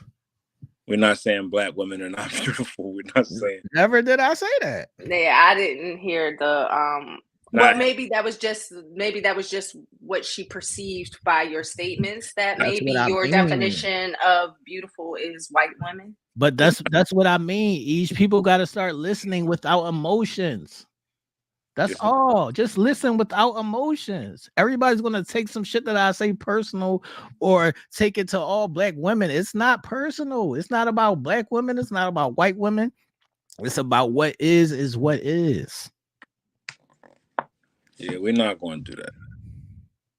What is whitewash, y'all? What is whitewash? Yeah, no. Angelia, she did say you're whitewashed, but she just said, and she also said you think white women are beautiful. What does that mean? What does that mean? What does that mean in this context? Well, whitewashed. Yeah. I'm not. I can think. Y'all let me know in the comments, or Lady B, let me know in the comments. No, do you know what that means in this context? That's what I mean. I can imagine what does whitewash. I think. Let me see. I don't want to misquote somebody and say what they're saying, but it almost seems like she's trending like we think white women are beautiful and black women are not. It's not even the context that it's being spoken in. It's just saying beauty. We use these connotations older. His rant is he's saying beauty is beauty. If it's beautiful, you're beautiful. Not beautiful.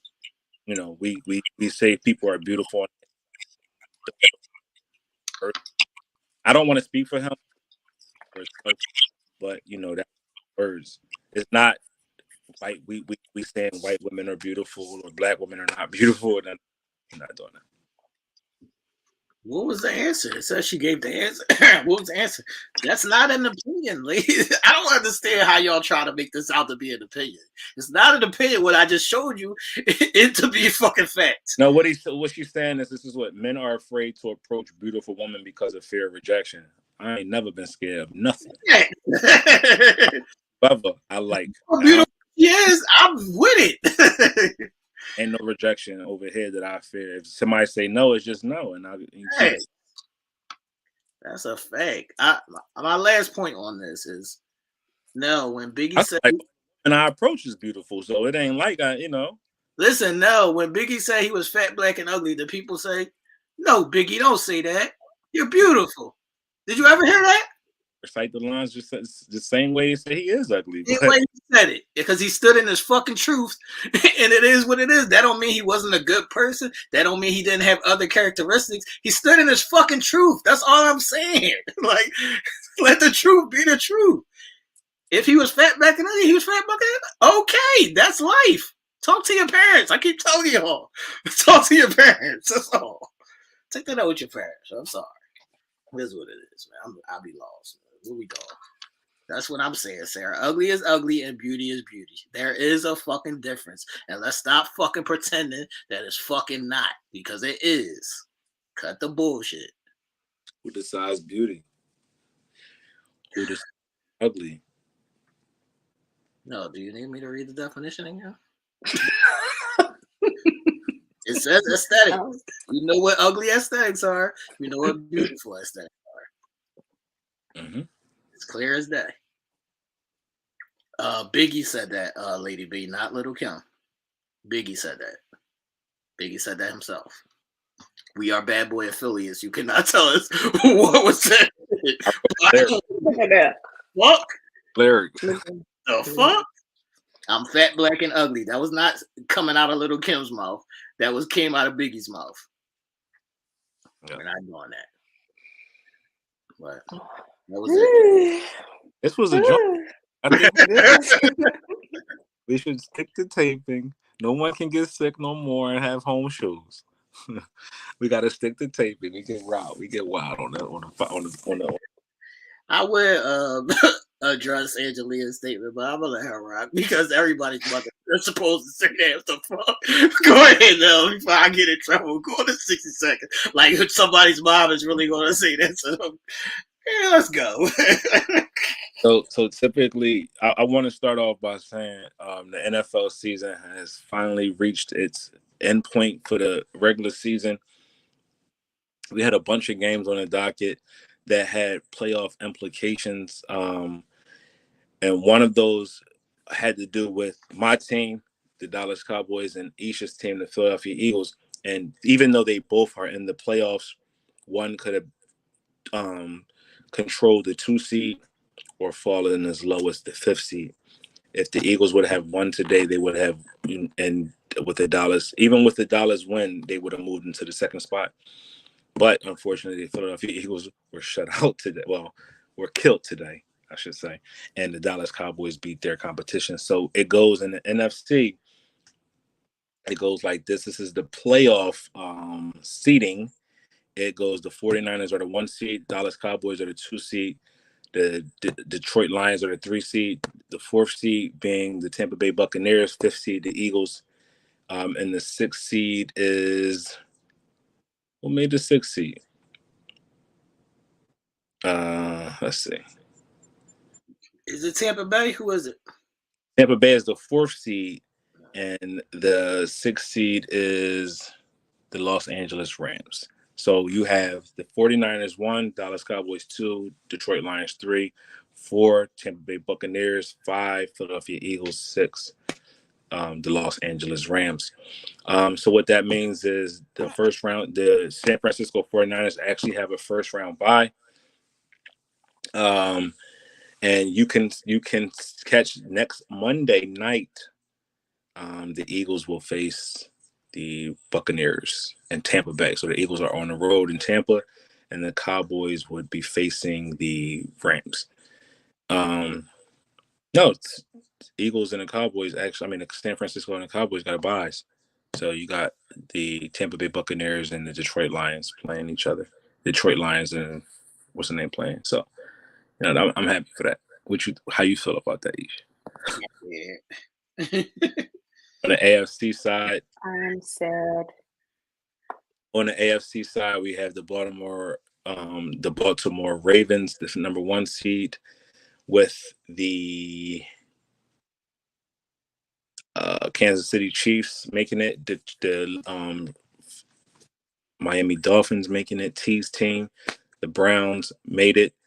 It looks like the Buffalo Bills, who are winning right now, made it, and the Jaguars making it as well. So you have those teams vying for a chance to represent the AFC and NFC in the Super Bowl this season. It seems like it's going to be, as everybody is saying, it looks like it's going to be a Baltimore San Fran Super Bowl. Hopefully it's a Baltimore or whoever else, like Cowboys and whoever else Super Bowl. I'm looking forward to seeing that.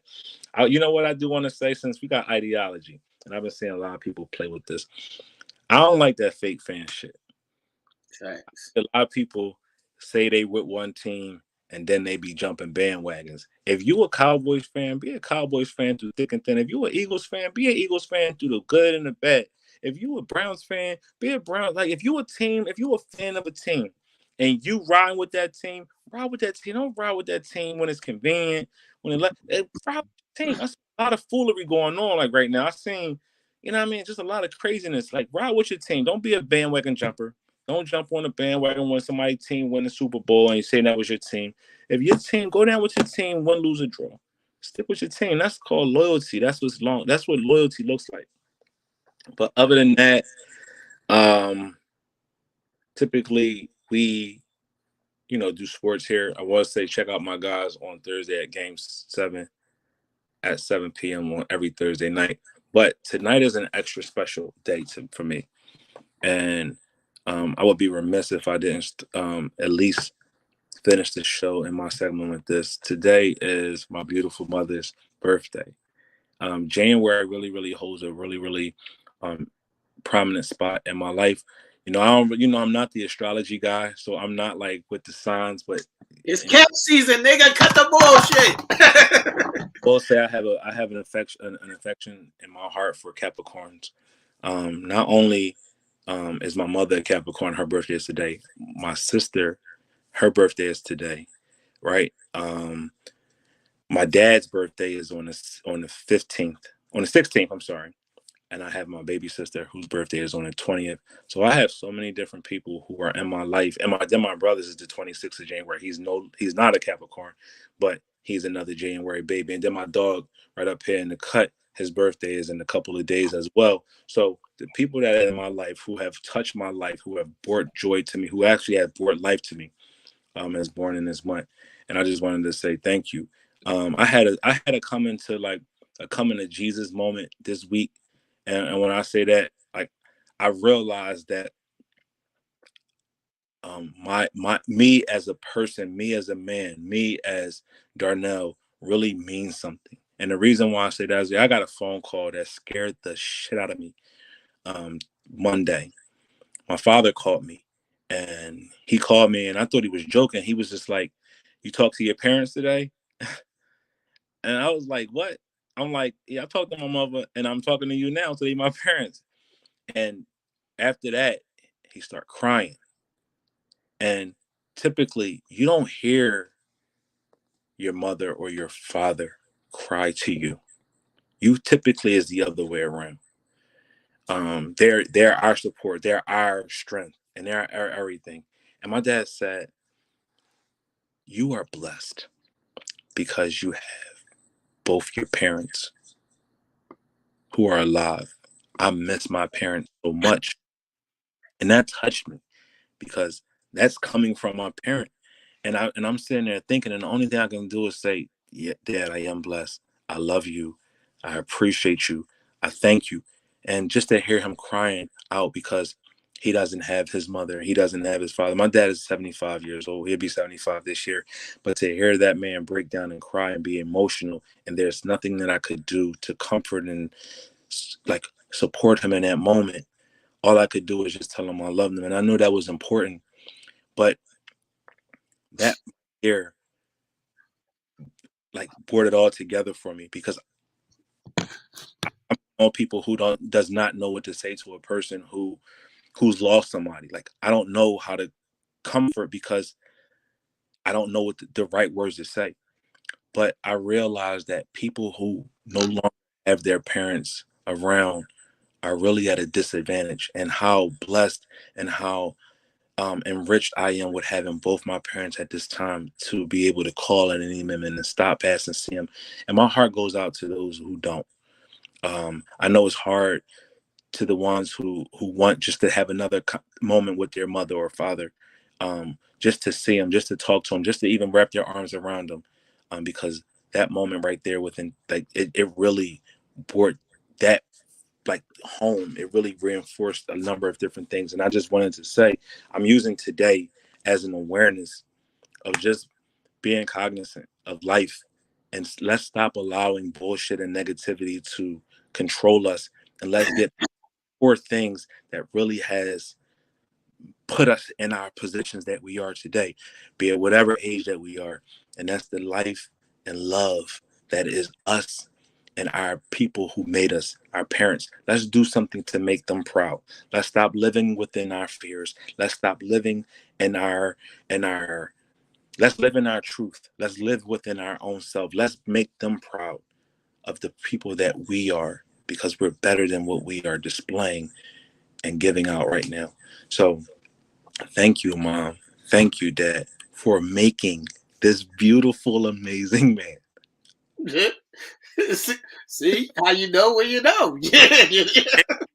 Make me who I am today, because of you, I am special, and because of you, I am loved, and love on and if you don't have your parents, my heart goes out to you for those very same reasons that right there. So thank you to the whole Uncensored Minds family, the Friday Night Light family. Just thank you to the community that is who told my mother good happy birthday today, and who will tell my father happy birthday in a couple of days, and who will tell T happy birthday in a couple of days. Thank you, we love you, and we support you just as well as y'all support us. No, you done yet? Because I got some shit to say. Go ahead.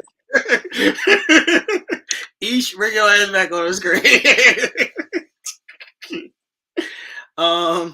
Lady B, I saw what you said in the comments, and I just wanted to no. And I just want to tell you, all you have to do is ask the people around me, and they will tell you. Nell's known me since I've been a little kid. He will tell you what happens when I come outside. Don't play with my name. He will tell you what happens when I come outside. He's known me since I've been a little kid. I've always been that nigga. Don't ever get it fucked up. And for the people who need any references, just watch a movie called Out of My League. It'll show you that it's okay. It's all right. It's okay. Y'all crazy. It's okay.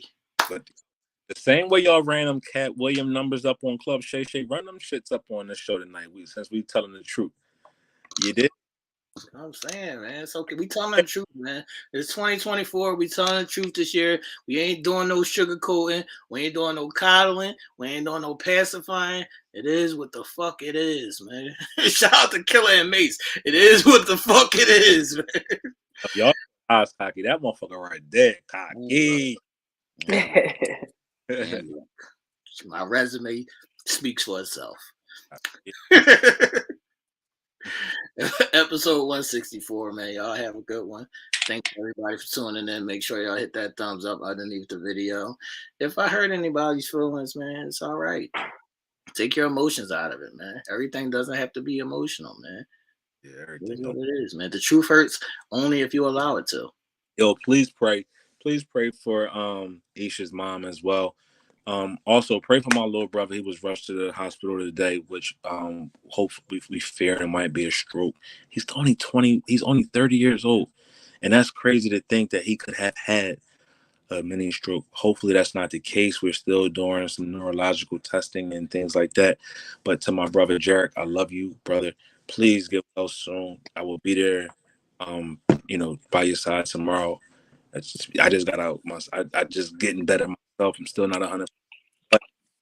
But family run mile for just to make sure that they break right. And each our prayers go out to you and your family as well during this time. Thank you. Thanks. All right, Lady B, you want to keep on playing? You want to keep on playing? I'm going to start hurting feelings soon. I'm going to start hurting feelings soon. I can't. I'm going to start hurting feelings. I see y'all. I'm going to start hurting feelings soon, man. Nell know where I can go. You better tell him, Nell. You better tell him. I'm so glad this shit is on you. Your shit tonight. I've been nothing. You gotta do. I can't. Get us out of here. You say goodbye to the people. Have a wonderful week, everyone. Love on your loved ones. Have a beautiful, positive, and productive week, and we will all see you Wednesday. Telemade Kicks. Thursday. Game 7. Maybe, possibly, I'm not quite sure. Some exclusive content might just pop up. I don't know. And then It's coming Yeah. soon. Yes. Facts. And then again, for Uncensored Minds, episode 165. Now, if y'all thought 164 was wild, I don't know what 165 might bring. So you guys got to make sure that you're here. I'm letting loose. 8:15. I'm letting loose the whole clip this year, man. I'm strapped. I'm strapped up. Whoever wants to smoke, y'all can come on and play if y'all want to play, man. I'm strapped up. But have a wonderful week, guys. We will see you next week. Peace.